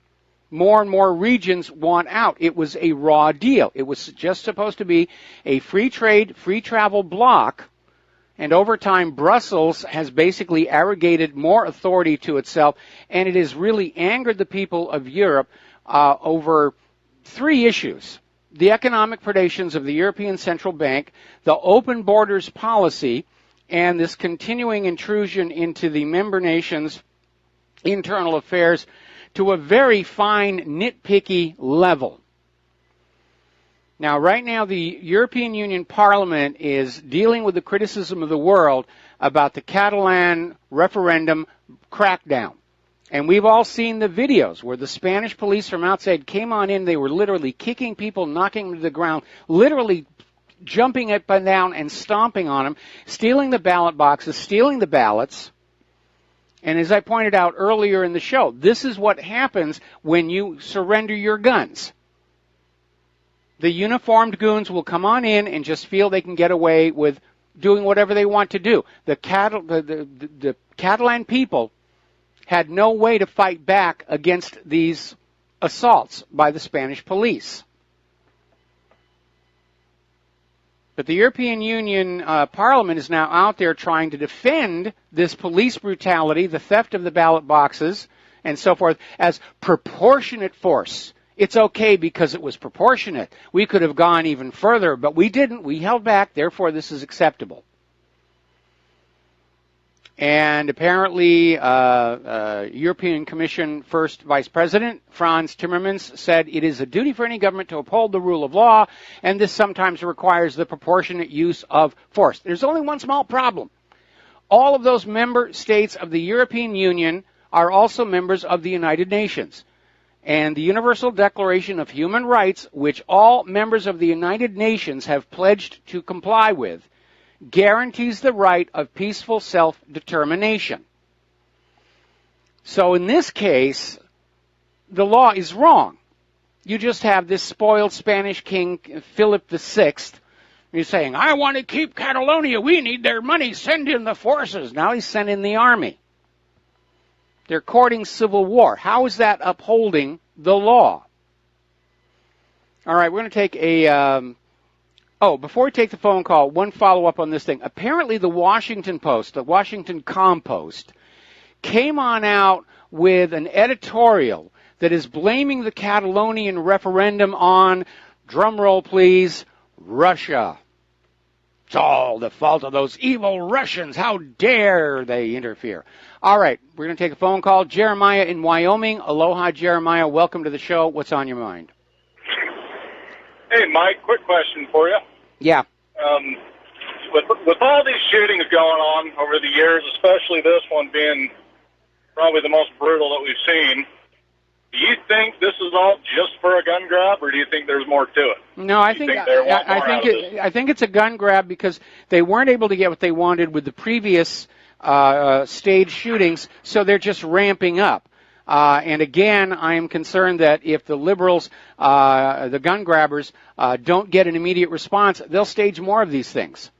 They're just going to go on killing people until they get the gun ban, the repeal of the Second Amendment that they want, because they're absolutely scared out of their minds that the American people just don't want to go along with this nonsense any longer.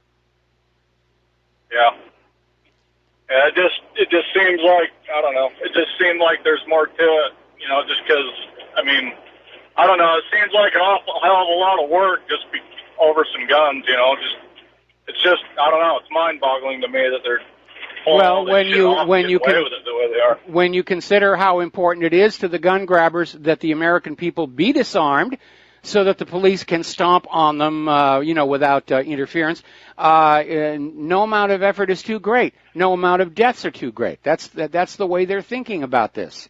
If they have to, they'll kill thousands and thousands of Americans until they can scare Americans into saying, yes, repeal the Second Amendment, which won't disarm the terrorists or the criminals. Because remember, our government has been spending your tax dollars to give military-style weapons, full auto weapons, to drug cartels in Mexico. And some of those have come back into the United States of America and been used to kill people.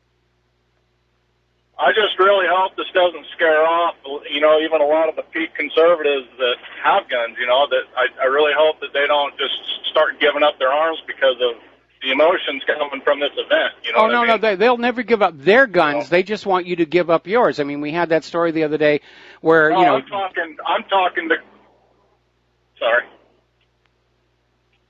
I'm just talking to people themselves. I hope because of this event, they don't start giving in to what these globalists are shooting for, you know what I mean?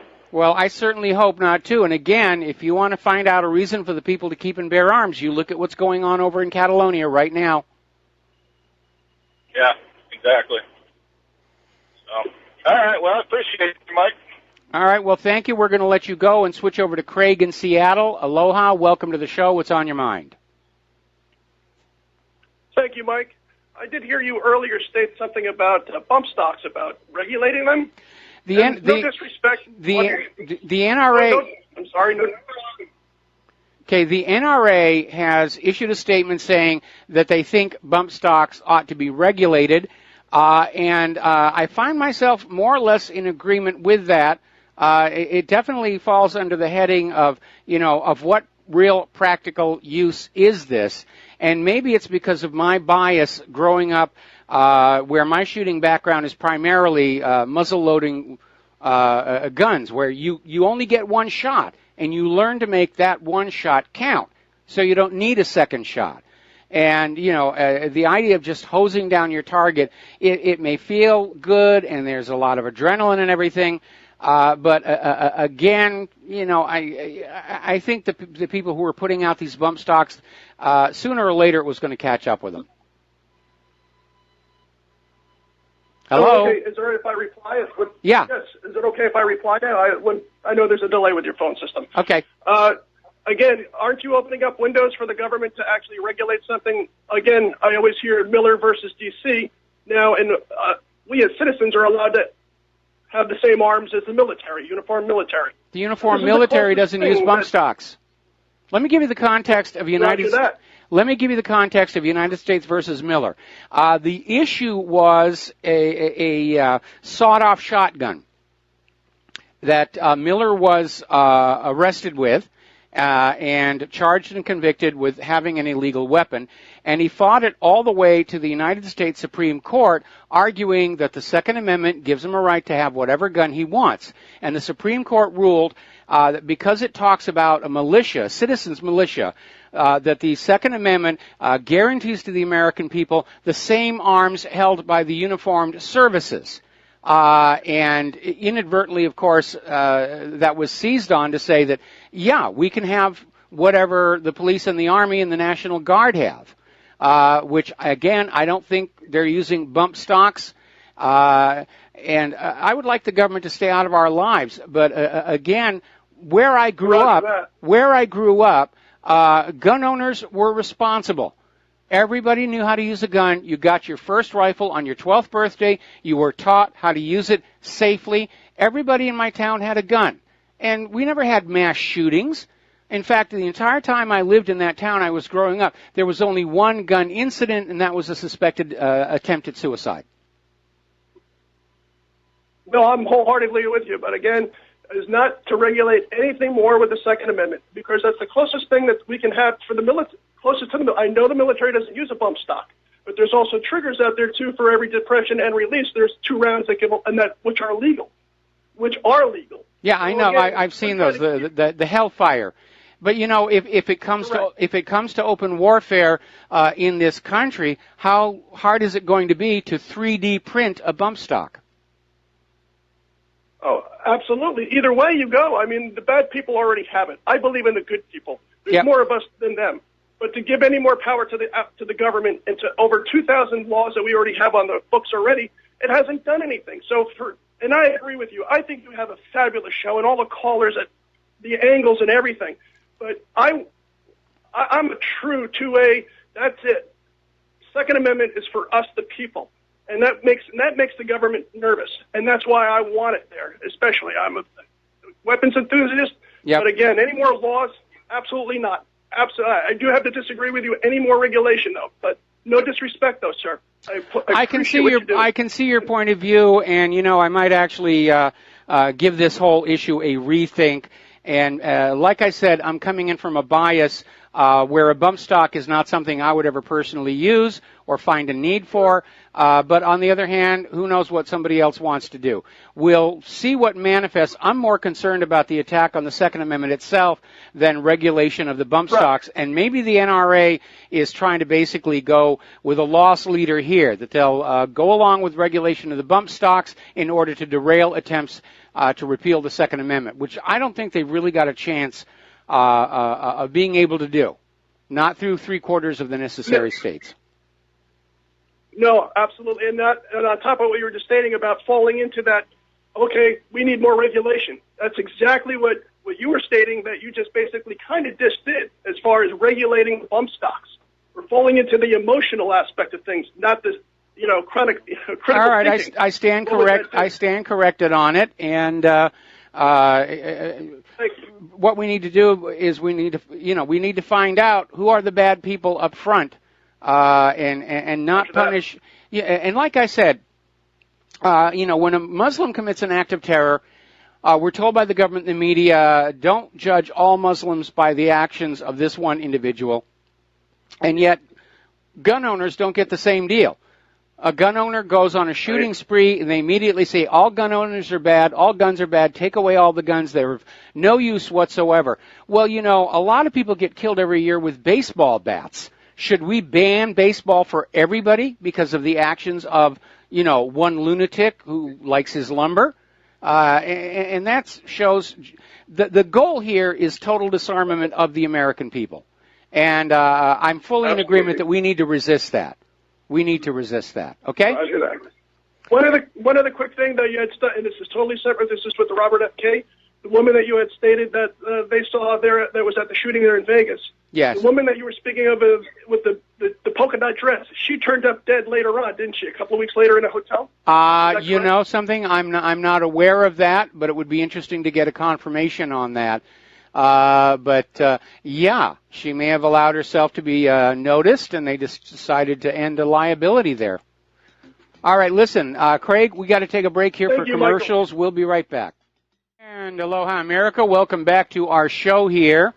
And apparently a representative of ISIS, really trust us, is for a third time trying to claim that the Las Vegas shooter was shooting up the town on their behalf, that he converted to Islam 6 months ago.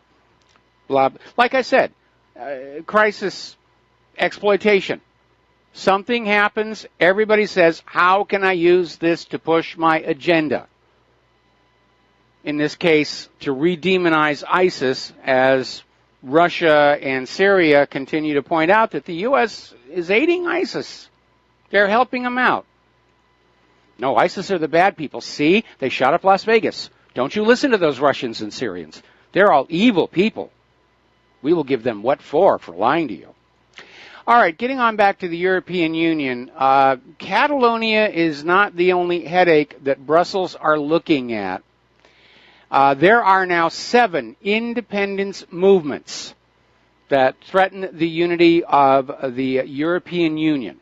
First of all, the victory of Catalonia in their referendum has reignited calls for an independence referendum in Scotland.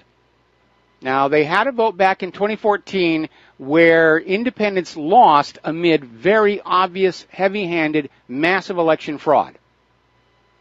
And so it looks like they're probably going to try again, and this time they're really going to be keeping an eye on those vote counters. We live in a world in which the general public is coming to aware that vote fraud is something that is commonplace, and we just have to take precautions against it. Another region that wants to break away is Flanders over in Belgium. And they want to become an independent region. The Basque separatists in Spain have long ago wanted to have their own region break off, just like the way Catalonia is doing. Now, this is not technically in Europe, but it's still a factor, and it's New Caledonia. Now, this is an island out here over that way, the South Pacific Archipelago, and they're holding a referendum sometime next year on independence from France. And then there's the island of Corsica in the Mediterranean. They're getting ready to hold an independence referendum to break free from France. Up near Denmark, the Faroe Islands are having a referendum in April of next year on a new constitution that would give the islands self-determination. Now, they've been autonomous since 1948, but foreign affairs and defense are under the control of Copenhagen. All of this has to have the globalists in a total panic. And finally, in Italy, there are 2 additional regions, Lombardia and Venice. And I can tell you from personal experience, when I was working in Italy on a couple of film projects, it really does feel like 2 countries. Down in Rome, it's loose and it's free and very modern and progressive. And up in Lombardia, ooh, boy, it really does feel like a separate country, separate culture there. And, of course, Venice at one point was its own independent kingdom, trading power in the Mediterranean.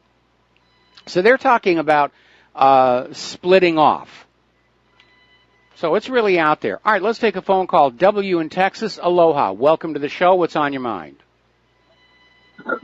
Yes, back to the Vegas thing real quick. The whole 4th floor theory, I'm trying to understand, though. They said they saw muzzle flashes or whatnot, but I mean, if you're talking about something coming out of a fourth floor window, wouldn't the window have to be shattered? No, we had we had a caller earlier in the show who basically confirmed that the windows on the fourth floor can be opened because that's how the window washers get access to the upper floors on the towers. Okay. Well, still, I'm still sort of curious. I'll give it a week or two. It should take a week, but still, I don't know if any of your callers, anybody has heard anything about if there are cameras on the 32nd floor of the hotel. It's just there are. Seems like such a basic, simple question. There are. So there are cameras on the 32nd floor. There are. We talked about that during hour number 1 of the show. All right, W, got to let you go. Got to take a break for commercials. We'll be right back. And aloha, America. Welcome back to our show here. And the corporate media is still trying to find some way they can demonize Stephen Paddock and convince you that he was this evil, raging, lone wolf, angry white male. Even though the sheriff of Clark County is out there along with Trey Gowdy saying this guy had to have accomplices. So ABC is now pushing the story about how Paddock had all these hundreds of reports of suspicious activity with the hotels. Well, when you actually read the story, what they're talking about are the currency transaction reports. Because when you're in Las Vegas, if you are betting large or you win large, there is a report taken that goes to the Internal Revenue Service. And if you list your occupation as a professional gambler, you can literally deduct your losses from your income tax. And he was a high roller. And so it would be automatic for him to generate, these transaction reports. Now, he did have a couple of genuine suspicious activity reports, but the hotel gets like 11,000 of those every year. It's just something security will do. We don't like the way he's standing. We're not sure what's going on. They're really trying to pull something out of thin air that can convince America this was the guy who did it. Remember how hard they worked to demonize Lee Harvey Oswald or James Earl Ray or any of the other patsies that have been set up and used? Getting on back to independence referendums. Apparently Brazil may be the next hotspot for independence referendums. And apparently inspired by the separatist vote in Catalonia, secessionists in 3 wealthy southern Brazilian states are redoubling their effort to break away from the crisis-battered nation. It's what we should do here in Hawaii. The mainland is in terrible trouble. Militarily, economically, infrastructure-wise. We have the Hawaii lifeboat here, ready to just set sail. We'll actually just sit where we are. But apparently in Brazil, residents of Rio Grande do Sul, Santa Catarina, and Paraná states are going to vote on an informal plebiscite on October 7th as to whether they want independence. Now, this one is informal. But if they get the vote for independence, their next step will be a binding referendum on their respective governments. So there is all of a sudden a huge movement away from this idea of large empires and globalism, because people are seeing that what they're trying to build in Europe is a return to the age of serfdom. And they're trying to bring back serfdom and, huge royal assemblages of very wealthy people just owning everything. And everyone's starting to push back because so far it just doesn't work. The larger a nation gets, the more abusive a government becomes. People want to move away from that. There's a paradigm shift in the human population right now. They want to feel that they're part of a nation, not part of a planetary society. They want to live in a small nation where the government's going to mind its own business. I mean, if everybody were living in peace, think how much prosperity there would be. The reason the United States is not experiencing prosperity is the vast sums of money taken to spend on war. You heard earlier in the show these statements from the Pentagon. We're going to stay in Afghanistan forever if we have to. If that means leaving every American taxpayer naked and starving in the streets of the land, so be it. It's a really sick attitude if you think about it. An even sicker attitude apparently is being shown by a professor at Loyola Marymount University who's out there saying violent protests are productive. Violent protests are good. And basically argued last week, violent protests are a productive means of advancing progressive causes. So what this professor is actually saying is, if you cannot get the voters to vote for your progressive agenda, you just go beat the crap out of them until they learn how to love you. All right, let's talk about computers here. Apple has released another version of iOS 11 for the iPhone, 11.0.2, trying to deal with very bad calls and fix some of the email glitches, and apparently mostly aimed at the iPhone 8 and 8 Plus last month. I still cannot clear the email badge on my email. It says I have 74 mails. The mailboxes are empty, and I can't find a single way to clear it. All of the older methods that would work don't work under iOS 11. It feels very much that this idea of a new operating system, it's change for the sake of change. Change so that we can say it's new and improved. Well, maybe not improved, but it's new. It'll be interesting. If it's not broken, don't fix it.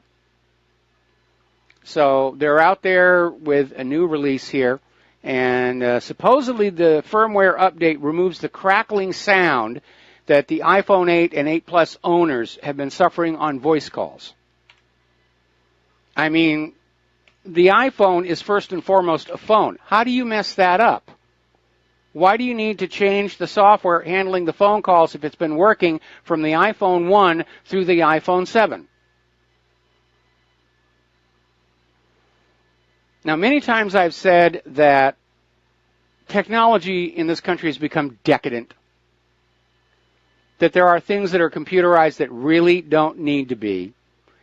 And apparently, according to an article over at RINF.com, somebody has discovered that smart sex toys are vulnerable to hackers. And apparently this is affecting smart sex toys made here in the U.S. that would allow hackers to take control of the devices from out on the street. I don't know why, unless they've already wired the room with a camera, but it's like, I don't know, why would you even bother? But it's an issue. Why do you need a computer chip inside one of those things? Now, the first blizzard of the season broke the October snow record in Havre, Montana. They had more than 30 inches reported. Widespread power outages and down trees in parts of Montana, treacherous travel conditions observed in other portions of the northern and central Rockies. Gosh darn that human-caused global warming. Well, not content with plastic bags and our ethanol gasoline, apparently the warmistas have finally decided it's time to go after the cows. We have to go after the cows because, after all, cow farts are methane. Methane is a far more potent greenhouse gas than carbon dioxide. Now, it does degrade quickly in the atmosphere, but apparently the global warming people are out there saying, we have to reduce the number of cows, which I'm okay with. I'm eating them as fast as I can. But they're using this to push a meatless agenda on us all. And at our age, Claire and I, to be very honest, joking aside, we're tending toward more vegetarian. But you have to have some meat. If you are living 100% vegetarian and you don't know what you're doing, you can cause yourself a lot of harm. So I don't think the steaks and hamburgers are going away anytime soon, although certainly with the hamburgers, you have to make sure that what's in the hamburger is in fact 100% cow. Because we're dealing with this ugly reality that because of the Fukushima meltdown, the Deepwater Horizon disaster in the Gulf of Mexico, GMO disasters all over the planet, There really isn't enough safe, healthy food for the entire human race, and that's why governments around the world, including the U.S., are sort of giving a nudge, nudge, wink, wink to food companies to use more fillers, more soy protein, more this or that, to bulk up their product. But it may not be nutritionally what you should be having. We're keeping an eye on Tropical Storm Nate. It used to be called this Depression 16. It's now formed into a tropical storm. They've given it the name Nate, and unfortunately, it is aimed right now, New Orleans and Mississippi. And it's going to basically travel across all of those offshore oil platforms in the Gulf of Mexico. And for those of you who believe in a God or gods that command all things to happen, then he, she, or they are obviously very angry with the United States of America over all of the times they've broken thou shalt not kill, thou shalt not steal, thou shalt not covet thy neighbor's property, thou shalt not bear false witness, which are all very good ideas. But you don't see these kind of disasters hitting the nations we're told are evil, like Syria, over and over and over and over and over and over again. Does give you pause to think, for those of you, as I said, believe there's a God or gods up there that controls the universe. Me, I just think it's bad luck. And it really is bad luck. And I feel bad for those people in New Orleans. They still have not recovered fully from Katrina. And speaking of down there in Florida, following the hurricanes that came on through there, they set out mosquito traps, trying to get the mosquitoes. One mosquito trap, just one, caught 26,000 mosquitoes in just 16 hours. And researchers are saying there are going to be record levels of these insects following Hurricane Irma. It's almost turning into a disaster of biblical proportions. The great storm came, then the blood-sucking mosquitoes came. And it's nasty. Now, the Trump administration has officially turned NASA back toward the moon. We were talking the other day about how even though the Russian and U.S. governments are sneering at each other, Russian and U.S. space scientists are making plans for a joint space station out by the orbit of the moon. It's going to be considered a gateway to missions out to the rest of the solar system. But Trump is now talking about going back to the moon. That'll be exciting.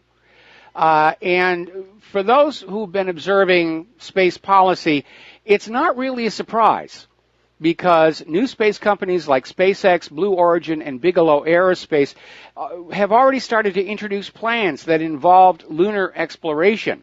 Then Vice President Mike Pence picked Scott Pace to serve as executive director of the National Space Council, and he's a moon first guy. And finally, the Trump administration nominated Jim Bridenstine, an Oklahoma representative who sees the moon as the critical next step in human evolution, to serve as NASA administrator. And he's absolutely right. Humankind will never be immortal until we can get off this planet and someplace safe, before one of our political leaders does something really nuclear on us all. So it's now official. We saw it coming, but it's now official. And I'm still sad I didn't get appointed NASA administrator, because I was looking forward to ordering those ground crews to dress up like apes every time an astronaut came back to Earth. But I guess, shuckies, I'll just have to learn to live with that disappointment. Apparently, after some 6 years since the Fukushima earthquake and tsunami, scientists have discovered a new and unanticipated source of radioactive waste left behind by the Fukushima disaster. And apparently, radioactive material from the power plant has been found in sands and brackish water as far as 60 miles away. Was probably carried there in flood runoff, and it's being released slowly back into the ocean. It's one of the reasons why Claire and I have given up sushi. Now, here's an interesting little article. This is out of Natural Blaze, talking about how the free press is not free to tell the facts about vaccines. Well, our so-called free press isn't free to tell us the facts about anything. Vaccines, GMO, Las Vegas, they're getting their marching order. That's why we call them prostitutes and correspondents. But basically, they're talking about how the U.S. Congress gave the pharmaceutical and vaccine manufacturers a get-out-of-jail-free card, indemnifying them of all legal and financial product liabilities, and vaccines have proliferated to the point of extreme infringements and health harms upon humans, including the right to self-determination. And that is very much under attack. Apparently over in Detroit, a mother was sentenced to 1 week in jail when she appeared in court for failing to comply with the court's order to get her son vaccinated. Now, I'm one of those people who think that one of the inalienable rights of all mankind, womankind, gaykind, whichever thing you want to use here, is we get to choose what goes in our body or does not. That is fundamental. It may have been considered so obvious that the Founding Fathers didn't feel they needed to enumerate it in the Constitution. But we should have that right. If that right is taken away from us, we are being treated like farm animals. Because farmers, ranchers, they make all these decisions for the cattle. We'll stick a needle in, shoot this stuff in them, take another needle, do that. And that's how we're being treated. And there's grounds to be concerned about what's going on, because apparently over in the British Medical Journal, they did a study of all 48 cancer drugs approved between 2009 and 2013, and they discovered 57% provided no benefit to the patients. It didn't increase survival or well-being, and the British Medical Journal said some of these things were clinically meaningless. But they make money. They make money. And that's really what we're all about here. We're making money here. Money, money, money, money, money, money, money. And we will let the insurance companies and Medicare and everything deal with that. But it's a fraud. It is just an absolute, absolute fraud. Okay, we're coming up here on another commercial break. We'll be following it up with the last segment of our show today. So we'll be back after these few words, and please stay tuned. We'll get this show wrapped up. Be right back. Aloha, America. Welcome back to the show here. We're going to take one more phone call before the end of the program. Miles in Maine. Aloha, Miles. Welcome to the show. What's on your mind today? Hi, Michael. Thanks. I just had a couple points on this shooting. At the range this guy was shooting from 400 yards, even shooting a AR-15, he's going to lose 50% of his velocity at that range. So that lowers his range dramatically. Also, he's going to lose trajectory of about 15 inches at that range. Mm-hmm. And there's no way someone's going to use one of these bump fire stocks and be shaking and rattling and rolling. I mean, you'd be good to do it, to hit people if you were just stationary, moving. If you had it in a gun rest, you'd be doing good. Well, he wasn't aiming. He wasn't aiming at specific people. He just needed to fire into the crowd. It was very tightly packed. Apparently, a lot of the exits were blocked. People couldn't get out, and he could just—it's like shooting fish in a barrel, to use the analogy there. Okay, also, these ARs. These ARs taking that cartridge to its maximum capability, and also to reload magazines and keep firing them to get 500 rounds out there in a 30-round magazine. It just doesn't make sense. No, I agree it doesn't make sense, but not to doubt your concerns here, because I share them. I don't think this Paddock acted alone or even acted at all. But those were very modified AR-15s, and you can modify them to take heavier cartridges. You are correct. The stock .223 that is sold to civilians in the gun stores is going to lose a lot of its energy by the time it gets downrange 400 yards. But military-grade .223 has double the range. So that would be another mitigating factor. But again, if you're modifying your AR, you can modify it to take a heavier round. The kits are out there to do that. I'm very skeptical of all this, all these things and these figures they're throwing out, and now it's bump stocks, and what's it going to be tomorrow? And it's just they're formulating the story as they go, and none of it just makes any real sense, Actually, right now they're making it up as they go along. They're trying to find some way that they can successfully demonize this guy in the minds of the American public, so that we stop questioning whether or not he really did it. Yeah, exactly. And right away the suppressor issue come out, and has no merit whatsoever. Well, not in this case. There were no suppressors being used, but Hillary just got on out there and said if he'd had a silencer, there would have been more deaths, and Paul Ryan knuckled under and pulled the suppressor deregulation off the table. But I think this is the last desperate gasp of the gun grabbers, and I'm very concerned that there are going to be more of these mass shootings, and they're just going to keep on going until the American people surrender their Second Amendment. Yep, it's just early campaign rhetoric, Michael. But thank you very much, and keep up the great job. All right, thanks an awful lot. We're going to let you go and close the phone lines here.